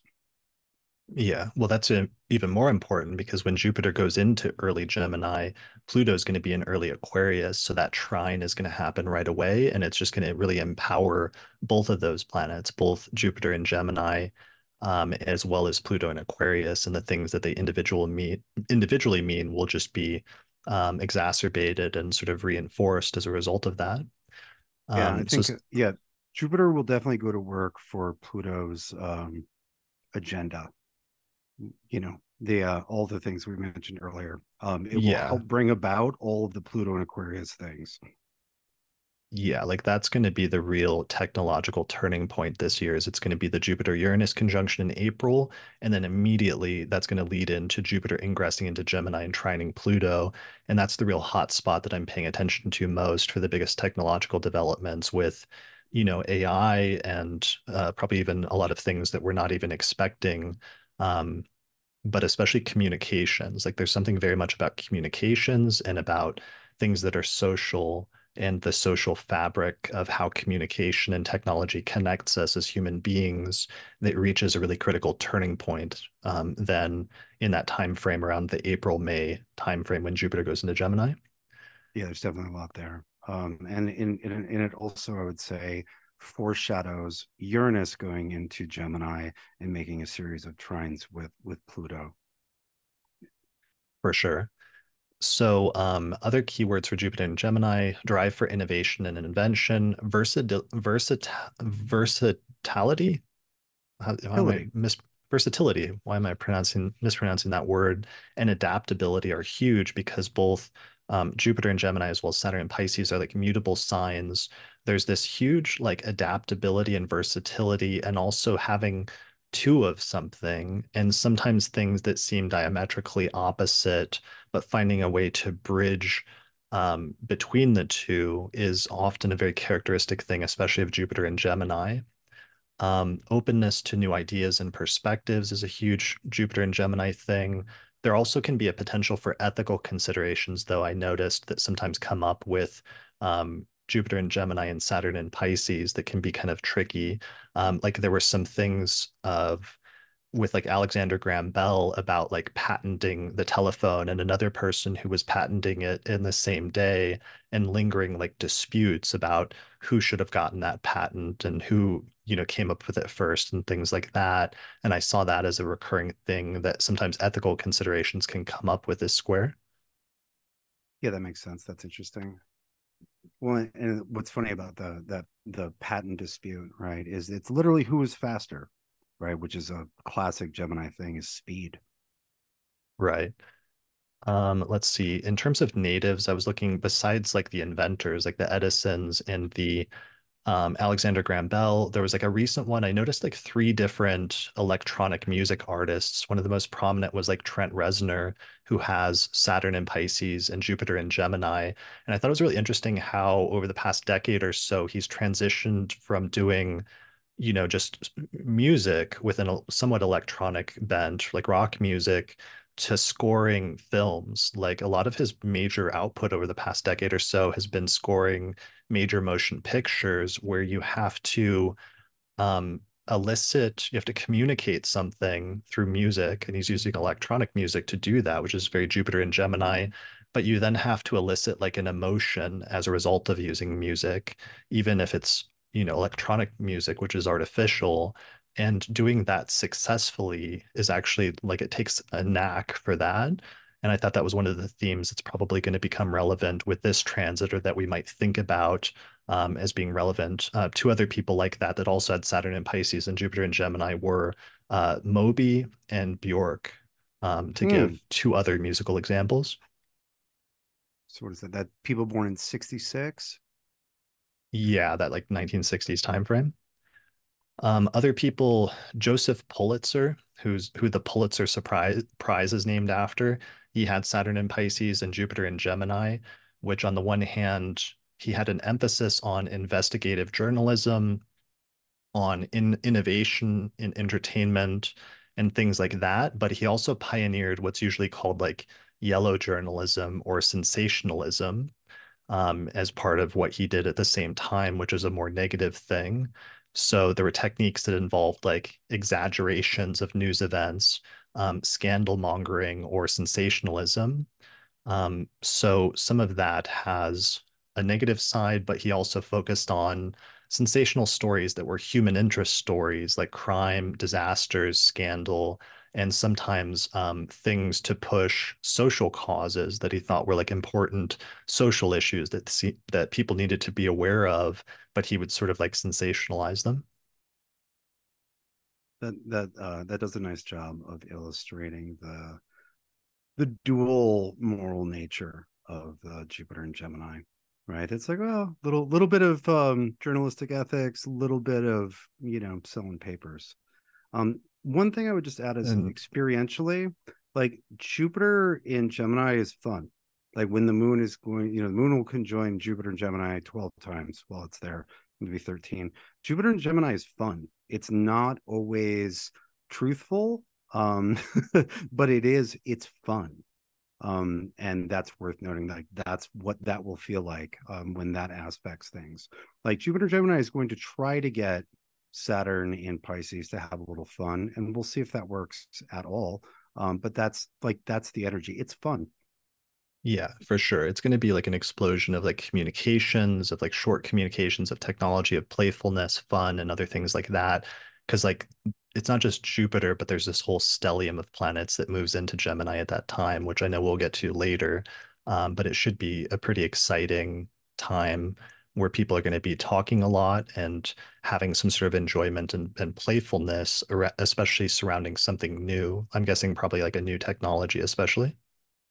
Yeah, maybe stimulating would be a good word.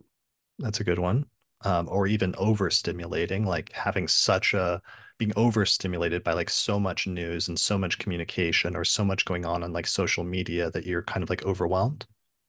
That's certainly on the menu. It's a new kind of digital math.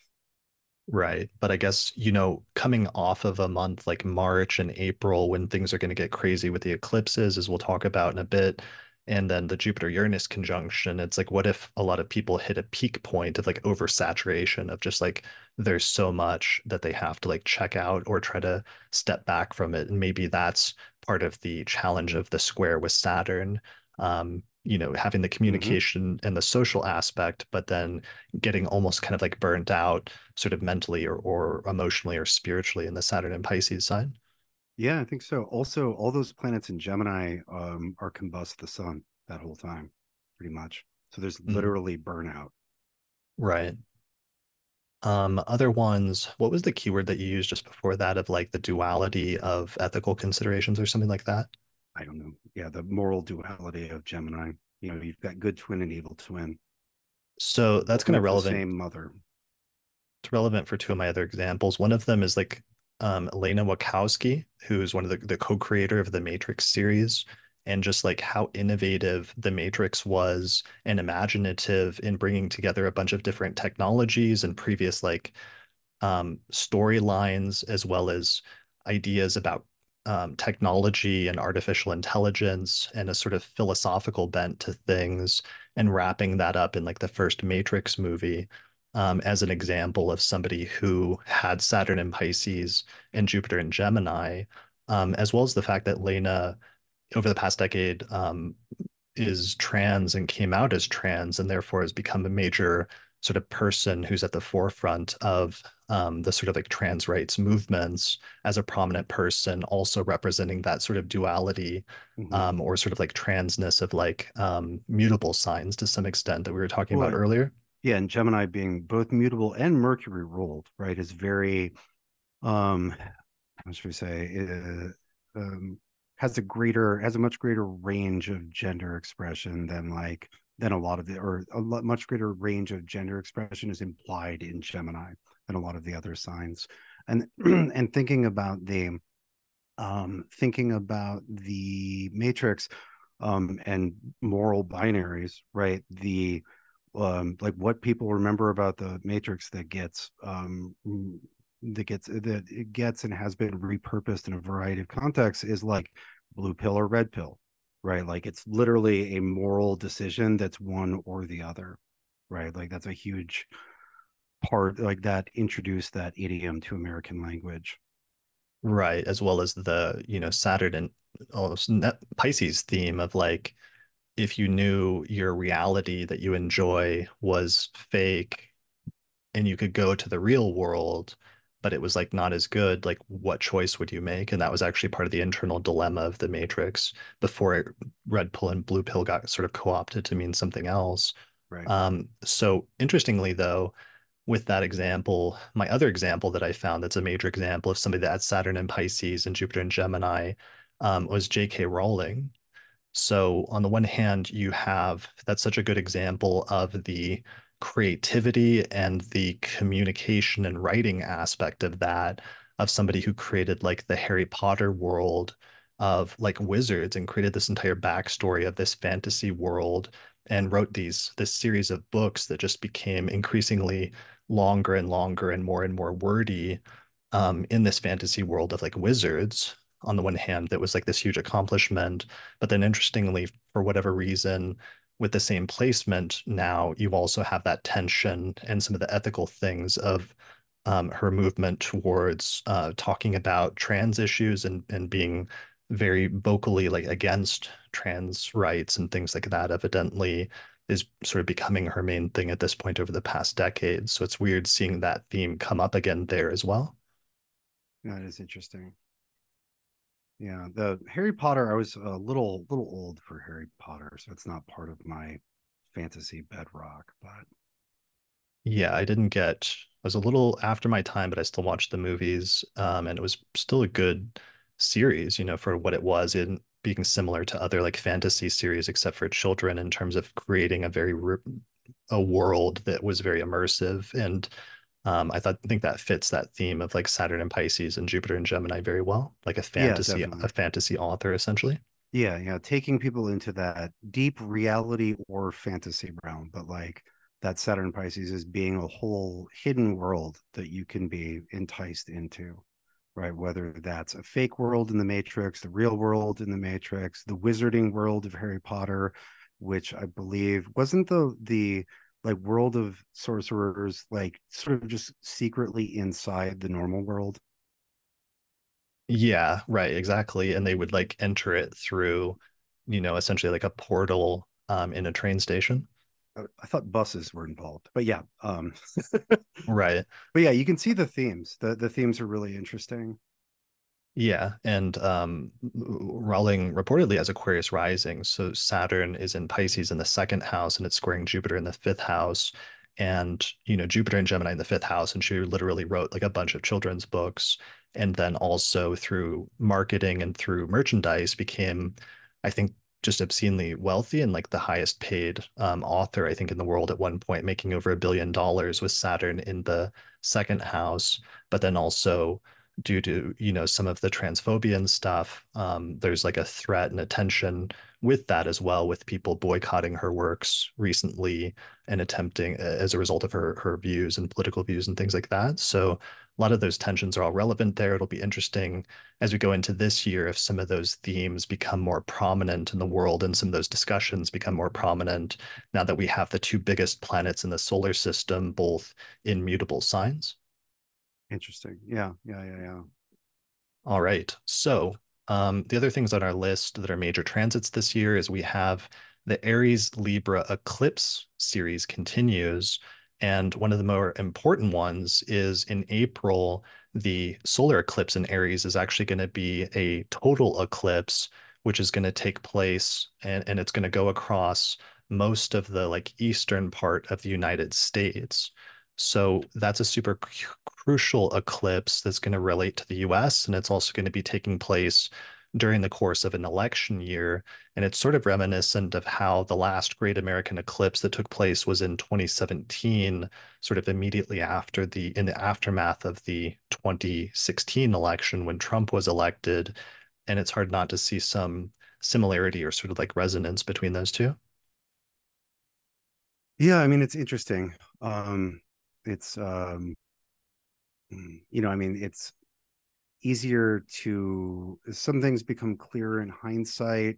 One thing that's interesting to me about that and just eclipses and the current like the situation in the United States for the last, I don't know, let's just say since the middle of the last decade, is that when you run Vim Shodri Dasha on the US chart, you get the United States as being in an almost 2 decade long Rahu period, which sensitizes the US to eclipses. Because there have been visible eclipses many, many times, but that last one really did come at a turning point.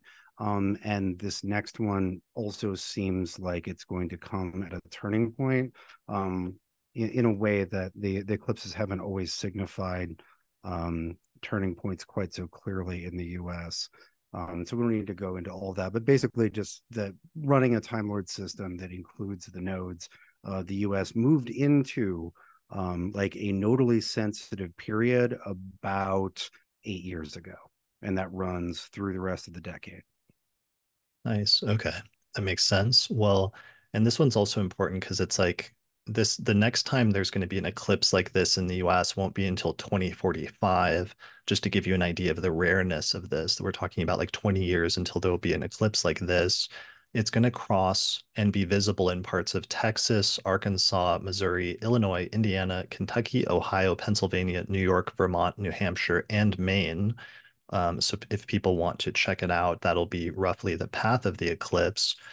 Um, and related to specific events, since it's going to be a continuation of the eclipse series from 2023, where the eclipses were taking place in Libra and Aries, it will be a continuation of some of the events that coincided with that both in terms of our personal lives, but also in terms of world events. So, of course, the biggest example of that was back in October when the eclipse in Libra took place and coincided with everything that started happening in Israel and Palestine at the time.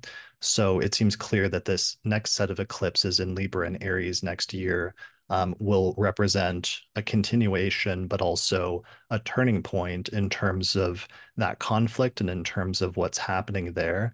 So there'll undoubtedly be some new and important turning points that will take place with respect to that around the time of these eclipses, first in March and April, and then again later in the year in September and October. And we know, yeah, so that's one of the things that I would pay attention for in terms of those eclipses. Yeah, and the first installment of those eclipses at the end of March and early April is very chaotic. There are several other things happening at the same time that makes it one of our hot spots for the year. And we'll get onto that, but like worth noting, it's that first instance, right around the straddling the equinox that shit gets a little crazy. Yeah, for sure. It is going to be crazy. And so I'm not sure whether to mention that now. Let me wrap up the eclipses section by saying, so we're going to have Aries and Libra, and people should pay attention to where Aries and Libra falls in your chart because that'll be a period of major beginnings and major endings for you in that part of your life with the continuation of that series. But then later in the year, in September, we're going to have the first eclipse, which is going to take place in Pisces. And that's going to be the start of a new eclipse series where the eclipses are going to start shifting towards a new set of signs, which is Pisces and Virgo, over the course of the next year or year and a half after that point. So people should pay attention to that because since it's going to be the first of that series, it's going to represent a major new beginning or major ending in a new part of your life that hasn't been activated yet. So for many people, especially if Pisces is prominent in your chart, like if you have a mutable sign rising, then that eclipse will be very significant for you and one to watch out for. Yeah, whereas the other three eclipses and the first instance will just be Aries Libra, just like in the excuse me, just like in October of 2023. We start to slip into the next one next year at the end of next year. Exactly. So here's an image with the eclipses. So related to that, and this is somewhat important that I was researching, I noticed that there's going to be two comets that are going to appear next year that are going to be reasonably bright and may be visible with the naked eye. And what's weird is that both of them show up during eclipse season in both cases. So the first one's going to be happening around the time of the Aries eclipse in April. So it's not just that like eclipse season is happening. It's not just that Jupiter Uranus conjunction is happening during that time, or a Mars Saturn conjunction, which is also happening at that time. But also, like this eclipse is going to show up and suddenly become visible, or this comet is going to show up and become visible at that time as well.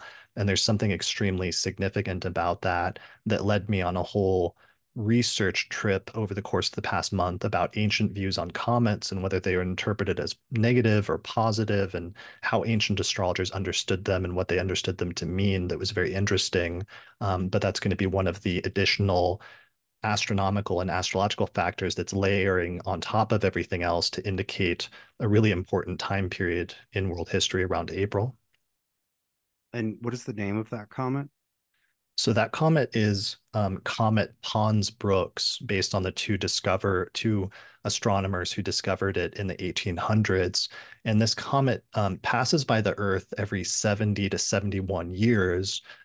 Comets have like ice and rock and dust on them. That's what their composition is. And when they get close to the sun and to the Earth, that's when the ice starts melting and it creates a tail behind them.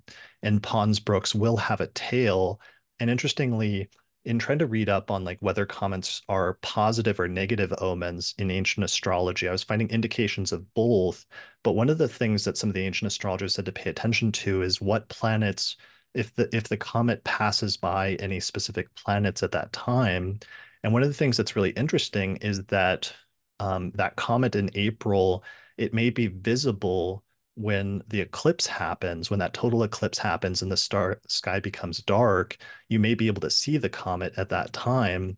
And one of the things that's interesting is at the time of the eclipse, the comet's actually going to be passing right by the Jupiter-Uranus conjunction in Taurus at that time, which may be emphasizing or sort of activating that conjunction even more. So, the jury is a little bit out on whether it's going to be ultimately a positive omen or a negative omen, because that will depend partially on the color and visibility and brightness of the comet once it gets here. But there's at least one potentially positive indication that it could be a factor that's going to underline and emphasize or intensify the Jupiter-Uranus conjunction and all the things we said that would take place relative to that previously. Mm-hmm. It's interesting. So So it'll be really interesting to watch that happen, and of course to disentangle what the comet means from the rest of the very busy astrological weather that's happening at the time. But that'll be really interesting to sort of tease apart. yeah. And then there's going to be one other comet in October as well that is similarly maybe visible to the naked eye. And that's also going to take place right in the middle of eclipse season, right before when when the presidential debates are taking place, right before the US presidential election. There's going to be this visible comet in the sky, which again seems like a very notable and important omen that will be taking place. And we'll have to pay attention to its color and brightness and visibility.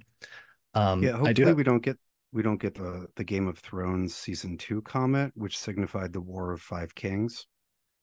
yeah, well, I do have a few quotes I wanted to share, very choice quotes very quickly from ancient astrologers about what comets indicate to show you both sides of the spectrum. And some of them you're going to like, Austin, in terms of that. Like the Manilius, for example, the astrologer from the first century, wrote, such are the disasters which the glowing comets often proclaim.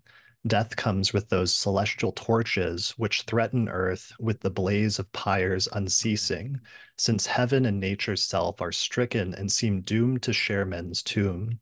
Wars, too, the fires pretend, and sudden insurrection, and arms uplifted in stealthy treachery. Comets also presage civil discord and strife between kin. So that's the sort of extreme side of the spectrum. And That's some yeah, quality doomer content. did you like that? I thought you would I like that. did. It's I very, like the hats off to whoever did the translation of Manilius that you read from. The language is really nice. that is from the G.P. Gould, the Loeb translation of Manilius. So everybody, that's like one of those books every astrologer needs to have. I found another quote from Shakespeare in one of Shakespeare's plays in the tragedy of Julius Caesar. He says, when beggars die, when beggars die, there are no comets seen. The heavens themselves blaze for the death of princes. So that's another more negative one. I found also Levant Laszlo of the Hori Project translated this for me from Latin. This is Servius Octus on a negative indication for comets or comets that are negative. There's a specific one that he points out, and it says, the star that pulls a crooked flame like a tail after itself is called Hippias, which means horse-like. And Servius says, if it moves from the west to the east, it shows evils for Persia and Syria. If it moves towards the south, it frees Africa and Egypt from the evils and indicates destruction only for the cattle. If it faces the north, it presses Egypt with wars and miseries. If it moves towards the west, it oppresses Italy and the lands that stretch from Italy to Spain. And if it goes from the south to the north, it indicates freedom from external wars, but signifies domestic insurrections. So I wanted to read that to give you an idea of what some negative comments, negative interpretations of certain comets were, because there's some comets that reoccur. So astrologers started to like write down what would occur every time that specific comet happened. But there were also positive comets.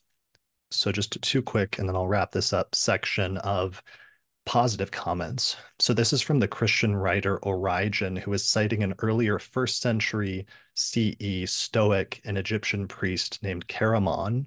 And he says, it has been observed that at great events and at the most important changes of earthly affairs, stars of this kind, comets appear, which signify either changes of kingdoms or wars, or whatever may happen among men, which can shake earthly affairs.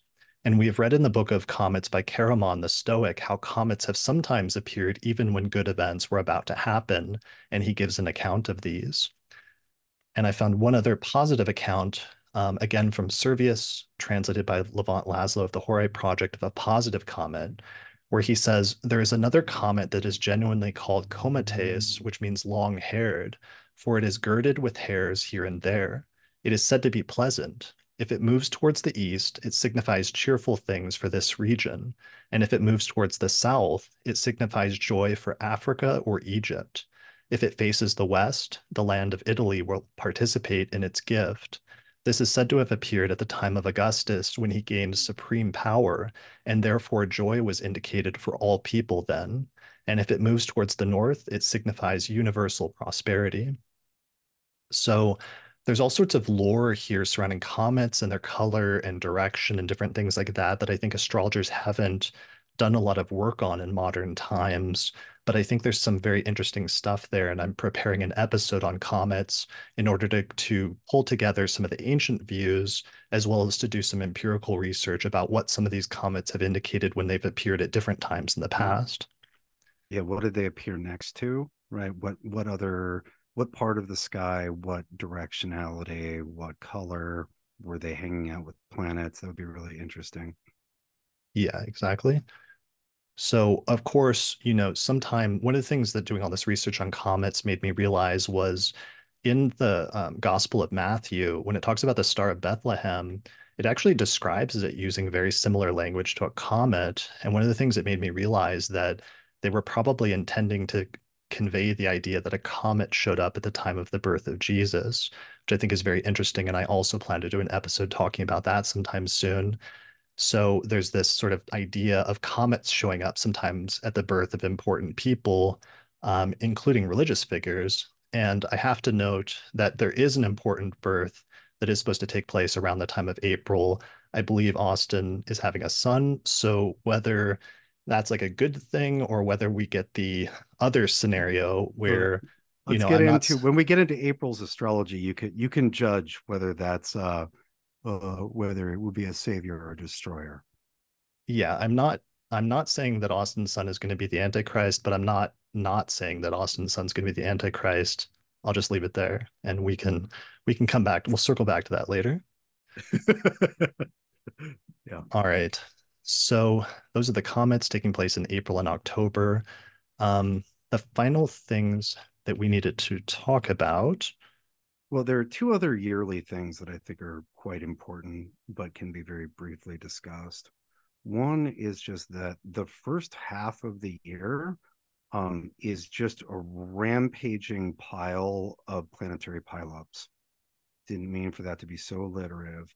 we have moments with at least three or four, but often five or even six planets all in the same sign. We get a bunch in Capricorn, a bunch in Aquarius and Pisces and Aries and Taurus and Gemini, and then the planets sort of disperse and go about in more normal patterns for the rest of the year.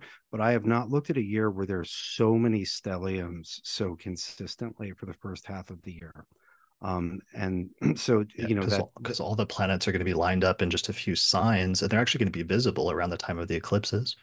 yeah, and it starts in January, and then gets more intense. And then the other thing that's also a very first half of the year thing, is that Mars has a very busy and somewhat disturbing schedule for the first half of the year. We get Mars conjunct Pluto in Aquarius, right? First Mars Pluto conjunction in Aquarius, and then we get Mars conjunct Saturn, and then we get Mars conjunct the North Node or Rahu, the eclipse point, and then just a little bit into the second half of the year, then we get Mars Uranus. And so Mars is very busy, like making conjunctions to all of the slower moving planets. And yeah, those and several of those conjunctions, the conjunction with Pluto, conjunction with Saturn, conjunction with Uranus, and with Rahu, those are I guess the nice thing to say is volatile or extremely challenging combinations with Mars, and that's just part of the character of the especially the first half of the year. And then we get a little break from Mars, but then end of the year, where we start a Mars retrograde, and that Mars retrograde will include in its cycle three oppositions to Pluto. So a lot of notable Mars stuff, more towards the first part of the year, but then kicking up again at the end. Yeah, that Mars retrograde is serious, and that's what we end the year with is this crazy kind of cliffhanger where Mars stations retrograde in December in the sign of Leo, and then it's going to retrograde over the next month or two back through early Leo, opposing Pluto, and it's going to retrograde back into the sign of Cancer early next year, early the following year of 2025. But what's crazy about it is not just that it has because it stations opposite Pluto. So it has this extended Mars Pluto opposition then during the entire last 2 months of the year, last few months of the year, and early parts of the following year. But also, Pluto first ingresses into Leo, the sign that it will retrograde in just like 2 days before the US presidential election.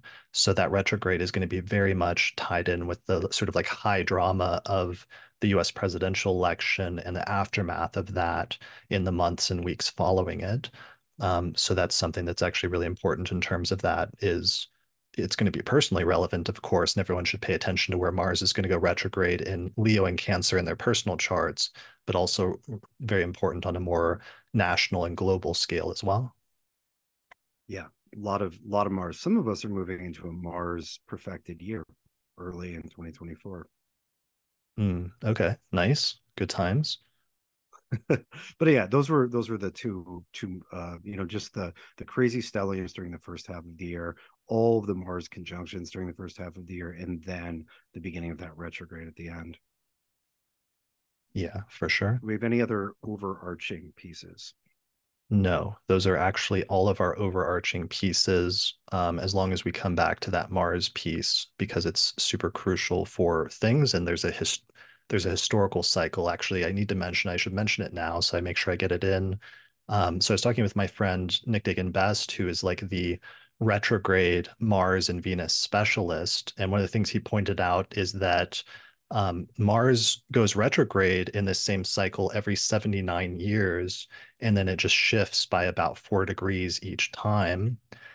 So, one of the things that's really important about this that we discovered is that Mars did this retrograde in this same cycle back in the late 1700s when when most of the states were ratifying the Constitution.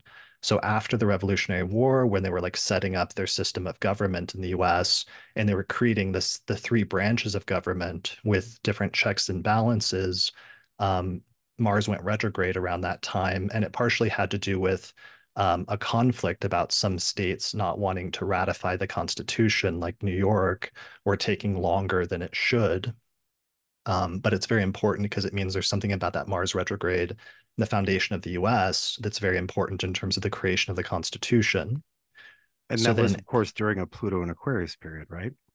yes, that was also Yes. during Pluto and Aquarius. And there's actually a couple other placements that are actually a recurrence as well. But I will skip that for now. So that retrograde, it recurs every 79 years. The next time it recurred was in the 1800s, right after the Civil War. And one of the things that was happening around that time is they were trying to pass the 14th Amendment in the aftermath of the Civil War. And the 14th Amendment has actually been in the news recently because the 14th Amendment contained an insurrection clause where it said that if a person had sworn an oath to the country, but then later had gone against it and led an insurrection, that they wouldn't be able to run for a governmental office after that point or hold a governmental position.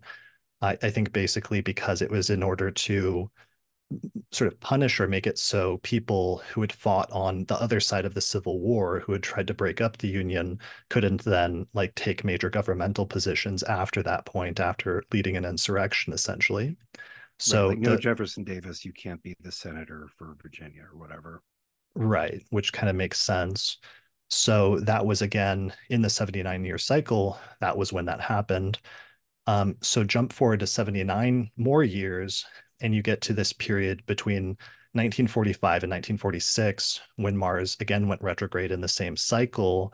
And just after that retrograde was completed, but when Mars was still in Leo, which is the sign that it went retrograde in, that was when Donald Trump was born with Mars in Leo at that time. And then what's going to happen if you jump forward 79 years later is right as this presidential election is taking place in the immediate aftermath of it this year, Mars is again going to go retrograde in the same spot in the zodiac for some weird reason. And it ties together a theme that runs through US history for the entirety of its history at this point. So that's kind of crazy. Yeah. That's interesting. Yeah, no, it's good. Like the thread is very clear. Makes me want to do the 79-year thing with all of the Mars retrogrades and see what pops up. Yeah. Well, it just brings into play. I just discovered that last night, by the way. There's like so much research. I know you and I both did in the run up to this, and so many amazing things we found in preparing for this. But one of the ones, of course, that I tried to focus on and pay attention to was what's going to happen to the presidential election. And that was one of the things that really jumped out. So, in terms of the presidential election, wanted to say some stuff about that. Do you want to wait until later? Or is now the time to do that, given what I just said? I mean, yeah, go ahead and do it. Okay. So, we're going to have to wait until later in the year to make final statements because that's not really where I'm at at this point, and it will be important to see how certain things fall into place. Like, for example, that we don't know yet, like, who will Trump pick as his running mate? And additionally, I don't usually do major presidential election stuff because especially in things like this one, I feel it feels too close and too personal and too personally involved to like look at it objectively, even though I can see some of these different data points, like that Mars retrograde thing that I just saw, and I have a hard time distancing my like personal preferences from looking at it objectively and saying it's definitely going to be this or definitely going to go this way. Um, but with the election taking place in the recurrence of a Saturn-Neptune alignment like 2016, where the main keyword at the end of the year was fake news, but with the added development of AI, like we said earlier, what happens probably this year is that AI gets weaponized for political and propaganda purposes in order to control and change and distort political narratives. So right now, in looking at the presidential election, there's two major factors that are pointing, in my mind, for each side if it ends up being Biden and Trump as the two candidates, which it very much, at least to me, looks like it is. There's one indication in favor of Biden, and there's one indication in favor of Trump, besides the Mars retrograde. The indication in favor of Biden is that there's that eclipse in Pisces that happens in September. And every presidential election over the past 30 years, the candidate who won had an eclipse take place in one of the four angular houses sometime near the election. And that's worked pretty consistently as a technique. So none of the Aries or Libra eclipses are in angles for Trump or Biden. However, since since Biden has Sagittarius rising, the Pisces eclipse will be in his fourth house, and it will be in the 10th house of Kamala Harris, who has Pisces as her 10th house. So that's an indication in favor of them.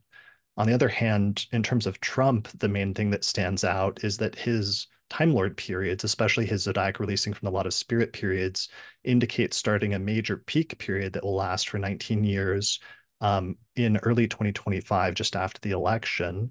And this is one of the things that threw me off in my 2016 predictions because we looked ahead and we saw that, but it didn't make sense for him to be entering a major peak period career-wise in 2025 because we assumed that if he won the 2016 election, that he'd be departing from office after 8 years by 2024 and 2025. So that's more of an indication for Trump. He goes into a 19-year peak period, but it activates Leo. So it's his most active and important period, but it's also one of his most subjectively difficult ones because his natal Mars in Leo is contained in that sign. So those are the two major indications in terms of things that I've looked at, but I know there's tons of other stuff to look at that we'll get into in other episodes as things continue to unfold during the course of this year. Yeah, well, and something that we looked at that is relevant regardless of who the candidates are is that we have a perfect Mars Pluto opposition a day and a half before the election. So they're still very close. And then you pointed out that that Mars actually, the day that Mars stations retrograde in December, that's the day that the electors meet. Was that the event? It was a It's close. It's like around that time, basically, because the parallel in 2016 was the election happened, but then the results were delayed. And then Trump said that the election was stolen. So there's a lot of drama up until basically the point of when the electors from each state voted in December, and an eclipse in Sagittarius in Biden's rising sign happened on that day. And at that point, it was pretty clear that it was locked up and Biden would take Mhm. over. The parallel for this election is Mars stationing retrograde in Leo when Right. that's Well, taking place. yeah, and it's right, and the fact that the that meeting of the electors, big Mars event, but then also the election day is also right off a big Mars event, right? So it what it does suggest is that that the election is tied into that Mars cycle, right? Which doesn't station direct until well into 2025, and Mhm. takes quite a bit of time to get out of the shadow. So that indication is there. You know, if both Joe and Donald die tomorrow, that's still what the election looks like, right? It's still like this kind of these ominous Mars Pluto portents around the election. Yeah, and Mars is like conflict is clashes, it's severing and separation. And then as we learned back in October when there was the Mars-Pluto square, Pluto just emphasizes and it blows up and expands and intensifies Mars's significations and takes them to extremes. So it's like extreme conflict and clashes and things of that nature. Yeah, or secret fights, Mm, secret power, power plays. with Pluto we get power and the hidden nature of power, right? Like so therefore we may not see all of the fights, we probably won't, right? But those are the indications. Yeah. So, and then eventually on inauguration day, the sun and Pluto, because the sun always moves into Aquarius on inauguration day, because it's always on January 20th every 4 years, and it's always up in the 10th house because it always happens at noon. So that sun is going to be at 0 degrees of Aquarius on inauguration day. but Pluto is going to be right there as well. So we're going to have the first inauguration where it's a Sun-Pluto conjunction that's almost exact. So it's really indicating the beginning of an entirely new era of American history at that time, with this Pluto conjunction in Aquarius taking place at the same time. Yeah. So And we're Mars going is still retrograde on January 20th. Like whatever Mars is doing probably hasn't been resolved yet. right. So we'll have to continue studying this and paying attention to other indications as they arise over the next several months and see what happens. There's going to be some important turning points with things like the Republican and Democratic National Convention, but especially the debates. Two of the debates in later this year in September and October fall on eclipse days, and I think those are going to be super important turning points that are going to make the election and push it towards one direction or another very strongly or very dramatically. And at the same time, also, we know that whatever happens, that we're about to go into a very crucial phase in American history in 2025 with the entrance of Uranus into Gemini, which has coincided with the Revolutionary War, the Civil War, and World War II.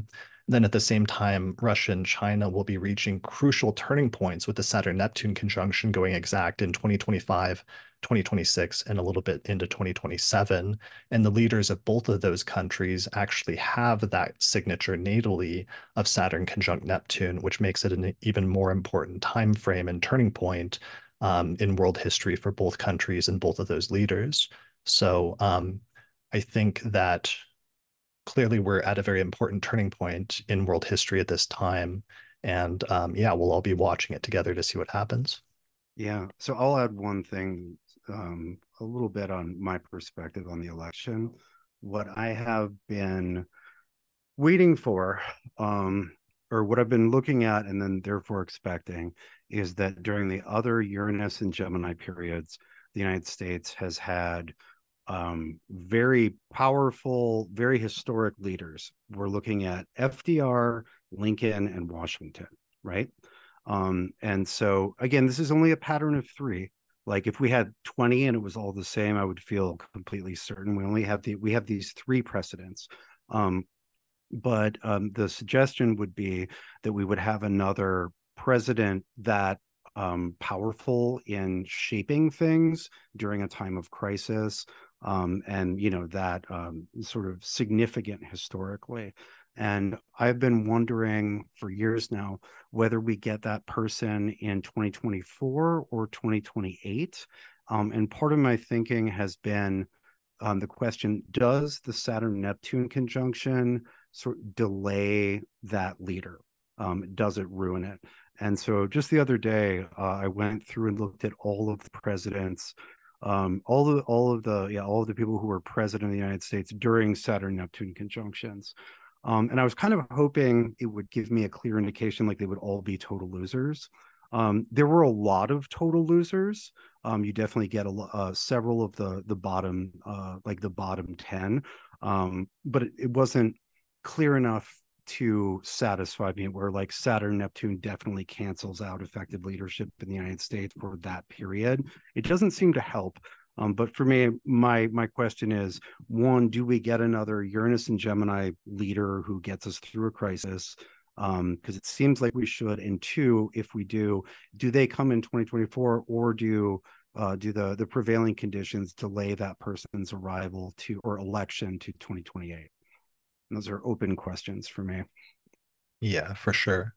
And then at the same time, as a backdrop, while this is happening over the rest of this decade, Pluto's transit through Aquarius is being amplified by the Uranus trine from Gemini, and we'll continue to see just the complete transformation of the world as a result of the emergence of AI and other technologies that will be developed as a result of that, as well as different tangential things that'll come out of that in terms of just rapid and pervasive technological transformations over the course of the next decade. So it's going to be a really interesting time to be alive, both as a human and especially as an astrologer. Very like Yeah, hashtag astrologer good. yeah. Just on that larger context, I'm a big fan of thinking about history in the Jupiter Saturn cycles, which give us these 200-year chunks.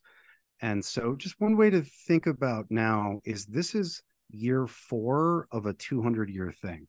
We just got into this new age. The the equivalent would be if we were in 1807 and we had a Jupiter Saturn conjunction in Earth in 1803, 1804, and we're 4 years into a period of history that doesn't end until the early 21st century, right? We're that far into things, like four out of 200. So much to be seen. For sure. All right. Well, on that note, so I think this wraps up our broad overview section where we wanted to look at the year and the big picture issues as well as some of the timing. Why don't we take a little bit of a break? All right, let's do it.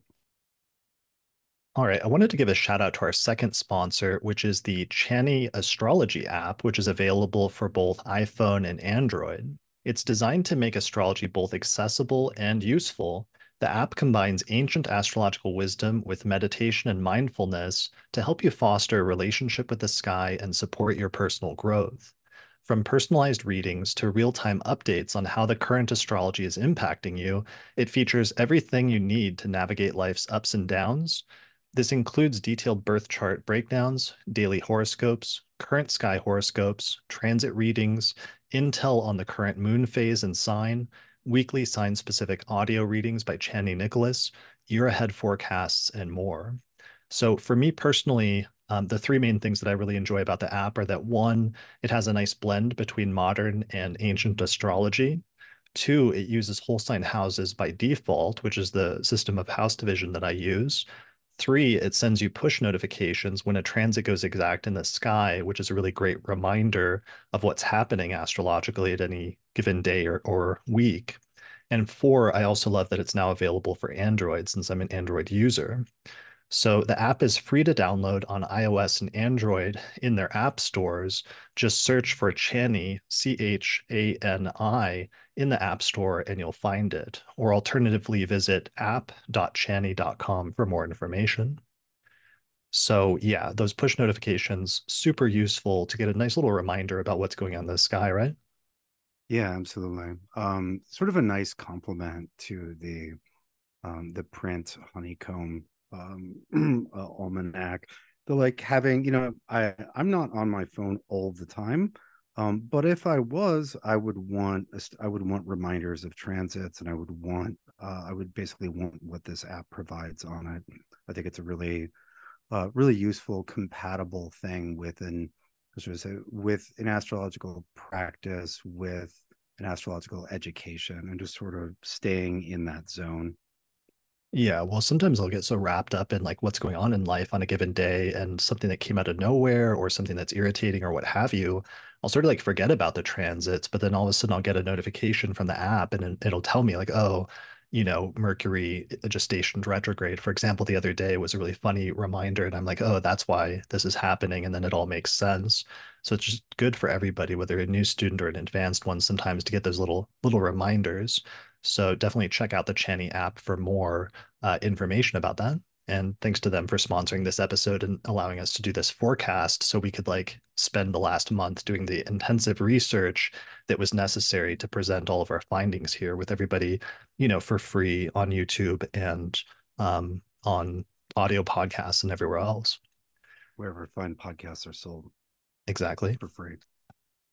All right, so I wanted to transition into the next section. I do want to mention really quickly, I meant to mention the date. So today we're recording this on um, Friday, December 22nd, 2023, and we started around 1:30 p.m. in Denver, Colorado, with Taurus rising, just for the record, in terms of when we're recording this and what the date is.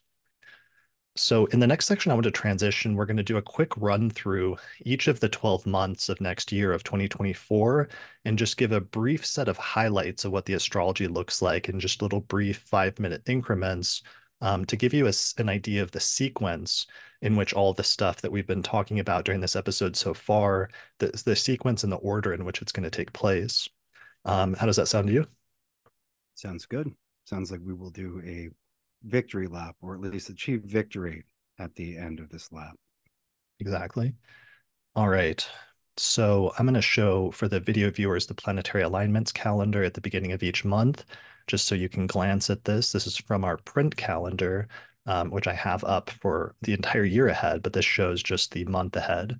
So let's start with the month of January. What are the major highlights of January, Austin? So with January, it's important to note that just as January begins, Mercury is stationing direct. As far as starting the new year off and like trying to get things moving, it's a very clear indication. For me, the most important things about January center around Mars's presence in Capricorn. Mars moves in on the 4th and is there for the rest of January and the first half of February. Mars is very strong and effective in Capricorn, and is supported by a trine from recently stationed direct Jupiter in Taurus. We also have Venus and Mercury join Mars in Capricorn while the sun's at Capricorn. It's a giant cap party.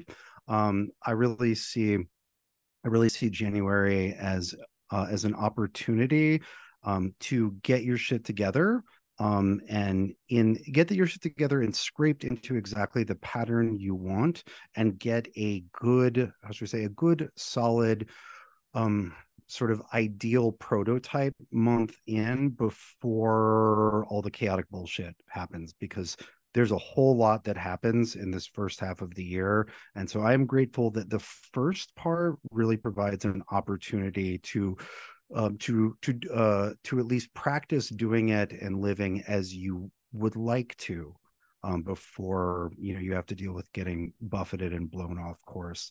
So I would say, take all of that like cliche, start your new year off right stuff seriously this year. Yeah, I fully endorse that message. I think that's a great message. And I also like the that we mentioned earlier, the Jupiter Saturn sextile that's happening at this time, because it's really going exact in January and February, and you get the full impact of that Jupiter station so that especially whatever the Jupiter or the Taurus area of your chart is, with Jupiter stationing direct there, then beginning its final run through Taurus, use or take advantage of that to do and finalize some of the cycles of growth and expansion that have been happening there over the past year. Use this time to really make those permanent, like whatever the good growth and expansion themes are in that part of your life. Yeah, lay the concrete and have it dry by the end of January. And so then you have a set pattern that can weather some storms. Yeah, and Lisa did ask me to mention the auspicious election for this month for January, which is January 12th, 2024 at 8 o'clock a.m. with Aquarius rising. If you do that, then you'll have Saturn ruling the ascendant, and you'll have Jupiter sextiling that Saturn very closely around 5 degrees, which is very good for an electional chart. So I'm not going to go into that further. I'll save that for the Auspicious Elections podcast that Lisa and I do, that we're about to put out over the next week, which is available to patrons of the Astrology podcast who sign up through our page on Patreon. But that's the election of the month, January 12th, 2024, 8 o'clock a.m., Taurus or Aquarius rising. All Yeah, right. and so right. And so then we have one thing that happens in January that's super important that leads directly into what's important about February, which is Pluto's not regress, re-ingress back into Aquarius. And so the Sun and Pluto make one final conjunction at 29:59 Capricorn. Sun moves into Aquarius, and then Pluto moves into Aquarius on the 20th.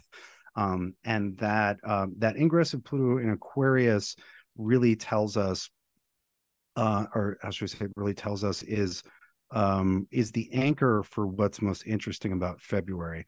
February brings us a pile of planets in Aquarius, just like we had a pile of planets in Capricorn. But more importantly, we get Mercury and Venus and Mars's first conjunctions with Pluto in Aquarius. And that's between the 5th and the 16th, right? So over 11 days, 3 planets all make their first conjunction to Pluto in Aquarius. So if you're looking for what period of time are we going to see all of see these themes that Chris and I spent 45 minutes discussing earlier with Pluto and Aquarius, this should give us a pretty quick, I don't know, even preview or beginning to what is Mercury's relationship to Pluto and Aquarius, what is Venus's, and what is Mars's. Yeah. And just backing up really quickly, even that Pluto ingress on the 20th of January, when the sun ingresses at the same time, we should pay attention to what happens on that day as being symbolically important because that's exactly 1 year from inauguration day that'll take place the next January 20th. So it'll be an Mm, interesting sort of like omen or preview of what's to come. yeah, yeah. And so, as you're looking at charts, think about what does it mean for 4 or 5 planets to be in Cap and then 4 or 5 planets to be in Aquarius, right? And so on as we go through this first half of the year. It's just, overwhelming weight in each sign. Yeah, that Mars-Pluto conjunction on the 14th especially looks especially dramatic, intense, and similar to the Mars-Pluto square in October, pretty rough and, potentially kind of violent or the abuse or the use of power and sometimes going too far in the use of force. Yeah, and I mean, from a morbid astrologer perspective, I'm really curious to, I want to see what sort of dangers Pluto and Aquarius will present. I have ideas, because Pluto always presents some dangers and indicates some horrible things. And so Mars-Pluto, the first Mars-Pluto conjunction should tell us something about what teeth the water bearer has. Yeah, but to your point, the other conjunctions will tell us some of the more hopefully positive sides of that, like the Mercury Pluto conjunction on the 5th or the Venus Pluto conjunction on the 17th. Yeah, and it's interesting because we get a Venus Mars conjunction, which those don't happen that often. Um, Not very many degrees away from that Pluto and Aquarius. So there's some interesting relational, collective relationship patterns that are likely to be inaugurated then. Makes me think of a video game that I played a couple years ago called Lovers in a Dangerous Space Time. Hmm. I like that. Lovers in a Dangerous Space Time. That is a good Aquarius and something like the Venus in Aquarius or the Venus conjunct Pluto. Yeah, Um, Venus, Mars, Pluto all together, lovers in a dangerous space time. I love it. I Great love game, by it. the way. I'll check it out. Okay, so that's good for February. Let's move into March, which is a really important month, and this is where things really start to ramp up and is one of the it's the beginning of one of the most important months of the year, which is basically like the end of March when eclipse season starts and going into especially the beginning of April, which is the end of eclipse season, and then culminating with like the Jupiter Uranus conjunction at the end of April. Yeah, and so we have this sort of gathering of the pirate fleet, like the whales, all collect for the like the big part Pisces conclave. Like starting at the end of February, we've got Mercury, Sun, Saturn, Neptune, then Venus, and then eventually at the end of the month, Mars in Pisces. Like just a swarm, a school, a pod of planets in Pisces. And then at the end of March, like basically once we hit the equinox, things turn how what's the right word, Chris? Um, Take a turn for the dramatic. We Yeah, get at the very least. Yeah, so yeah, let's just talk about because it's just everything in Pisces, right? So up until the equinox, and so this is this is a time where we'll see an emphasis on all of those themes that Chris and I talked about with Saturn Neptune, right? All the Saturn Neptune Pisces stuff, but then we get the equinox, Sun goes into Aries, um, the sun goes into Aries, and we get our first eclipse, which is lunar in Libra on the 25th. And then 2 weeks later, we'll get a solar in Aries. And right in the middle is just over the boundary into April, we've got Mercury retrograde. And meanwhile, Mars is sneaking into a conjunction with Saturn. So we have a Mars Saturn conjunction, our first one in Pisces, which is by itself dangerous. At the same time as a pair of eclipses, and it's worth noting that the solar eclipse in Aries is ruled by that Mars. And just for shits and giggles, we have Mercury being retrograde throughout this, just because why not confusion on top of all the rest?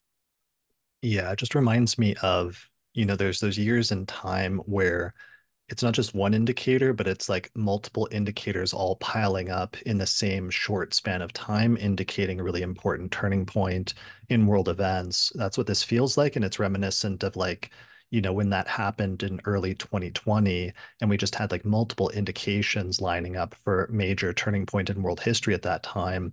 Like there's something reminiscent about that here with just the number of pileups that are taking place. And then on top of that, if that wasn't enough, like a comet shows up out of nowhere during this time as well, if those other indications weren't sufficient. So this first eclipse in Libra at the end of March, that's the one that's going to be the continuation of the series from October. So we should see the next development in that sequence of events that started back then. And then this Mars Saturn conjunction that happens in Pisces in the middle of April, that starts building up on the 22nd when Mars goes into Pisces. But there's something very important about that because this is the very first Mars Saturn conjunction in Pisces. And it's the end of that series that we've had over the past several years that was in Aquarius when Saturn was transiting through Aquarius. And of course, that started in 2020 with the first Mars Saturn conjunction that occurred in Aquarius during the lockdowns and like April, I think, the March April time frame. Hmm. So then we've talked about this on recent forecast episodes, like sort of like a plague or like a pestilence that was unleashed through the air with like COVID, with that conjunction happening in an air sign. But here we have some sort of shift where it's taking place in a water sign and a sort of like intensification of some of the difficulties associated with that Saturn transit through Pisces. Yeah, yeah, and the Mars Saturn cycle, which is a 2-year cycle, the Mars Saturn conjunction, which marks the beginning and end of those, is sort of like a new moon for double malefic things. And as Chris said, this will be water elements, so we'll be looking for boat on boat violence. We'll be looking at for destructive waves, destructive storms and floods, etc. Yeah, the water being polluted or like being poisoned. Maybe this is when the orcas like stage their revolution and start taking over countries, and like that's when the Orca War of 2024 really begins. Yeah, or the blue whales just start swallowing ships. Yeah, exactly. This is when the Kraken emerges. Right. Or last year we had the submarine fiasco when Saturn stationed in Pisces, and just everybody imagining what it would be like to be stuck in a submarine and then slowly running out of oxygen, something sort of like similar to that in terms of the vibes of that conjunction. Yeah, S- it's a lot like that with eclipses and Mercury retrograde. And so I would just meaningfully contrast that with what I said about January. Great time to like get your shit together, so that it resembles your intention and plan and pattern. This is not a good time to plan on everything going exactly to plan. There's a lot of chaos here. This is definitely a time to do what needs to be done and adapt to what's happening. It's a very different, it would be a very difficult time to try to set down a new pattern because there's just a lot going on. The boat is rocking quite violently. Yeah, and eclipses just have this charged and electric quality, and that's a lot of what we're going to be experiencing during that time is that charge and that electricity and things just suddenly changing and some major things ending or dying at this time and other major things sprouting up or beginning at that time. I think one of the phrases you used recently was like the death of one king and the beginning of another as this sort of like metaphor. Well, what was the metaphor you used? It was like, goodbye to the old king and hello to the new one or something like that. Sounds like something I would say. Does Or sound like the something. very uncomfortable interregnum, before the succession is decided. Sure. So, and this is the one, the Aries eclipse on April 8th is the one that's going to be across America. So it seems to relate to America in particular. And yeah, that's going to be super important. So this is also the month in April, though, that gets later in the month. Once you get out of eclipse season, by like a week later, by the middle of April, you run into the Jupiter-Uranus conjunction that takes place and goes exact on the 19th. And so it's like I'm trying to understand, and I've been trying to figure out, is it like is this all just like one huge thing that's taking place during all of April, or there might be like a division where it's like because we start getting out of eclipse season, it might split the month in half. So it's like all the crazy stuff is happening during eclipse season in late March and early April. Things start to calm down, and then there's this more positive sort of counterbalancing and optimistic sort of um, revolutionary sort of conjunction and feeling that sort of sweeps over things by the end of the month. Because at the same time, we also have Mercury stationing direct and ending the retrograde and sort of clearing things up as well. Yeah, I think I think that that division is right. I like the Jupiter Uranus conjunction. I don't know that it's going to be a tonal shift towards things are mostly good now. But I do think there's a very big difference between our like kind of peak chaos period, the Mars Saturn eclipses and Mercury retrograde, to getting done with the eclipses. Like the sun moves out of Aries, because when things move, as the as the sun moves out of Aries, the other planet, Mercury and Venus, will follow, and we're going to get a pile in Taurus. We'll have for some time we'll have the sun, Mercury, and Venus and Jupiter and Uranus in Taurus, and for a goodly amount of time. And then here's I think the spoiler for just Jupiter Uranus goodness is that at the end of April, Mars moves into Aries, and Mars is Mm. very strong in Aries. And this is going to put Mars with Rahu. It's going to put Mars with the same eclipse point that just got activated during the solar eclipse on the 8th of April. We're going to have Mars eclipse point energy throughout all of May. And so that's also very destabilizing. Mars Rahu, especially in Aries, is not a stable combination or a peaceful one. Sure. I do think so. This period, though, from um, the later part of April forward is the crazy technological part of the year where for some reason the pace of technology and communications explodes and really starts advancing because that's what takes us into May then um, that conjunction happens, and then we go into May, and then already we get the Jupiter ingress into Gemini by the later part of May, and then all the other planets go into Gemini, and just things start moving quickly. Communication starts like picking up hugely. There's something going on here technologically and communications wise that's very important in the April, May, early June timeframe. Yeah, especially when we get to the end of May. I think that Mm, the Uranus Jupiter in Taurus certainly has technological implications, but it has a lot of financial implications mm. that aren't going to be so abstract. I think the more like explicitly tech communication stuff isn't going to really hit until we get the migration of all these planets into Gemini at the end of May. That's a great point. Um, so we're talking more about the Taurus stuff. It's interesting that Pluto stations at the top of May on top of that. Um, is there anything else you want to mention about May here, especially the later part of May? I mean, basically just everything starts moving into Gemini at this time. Yeah, yeah. I mean, like May just looks like everything in Taurus except for Mars, which is lighting fires left and right with Rahu.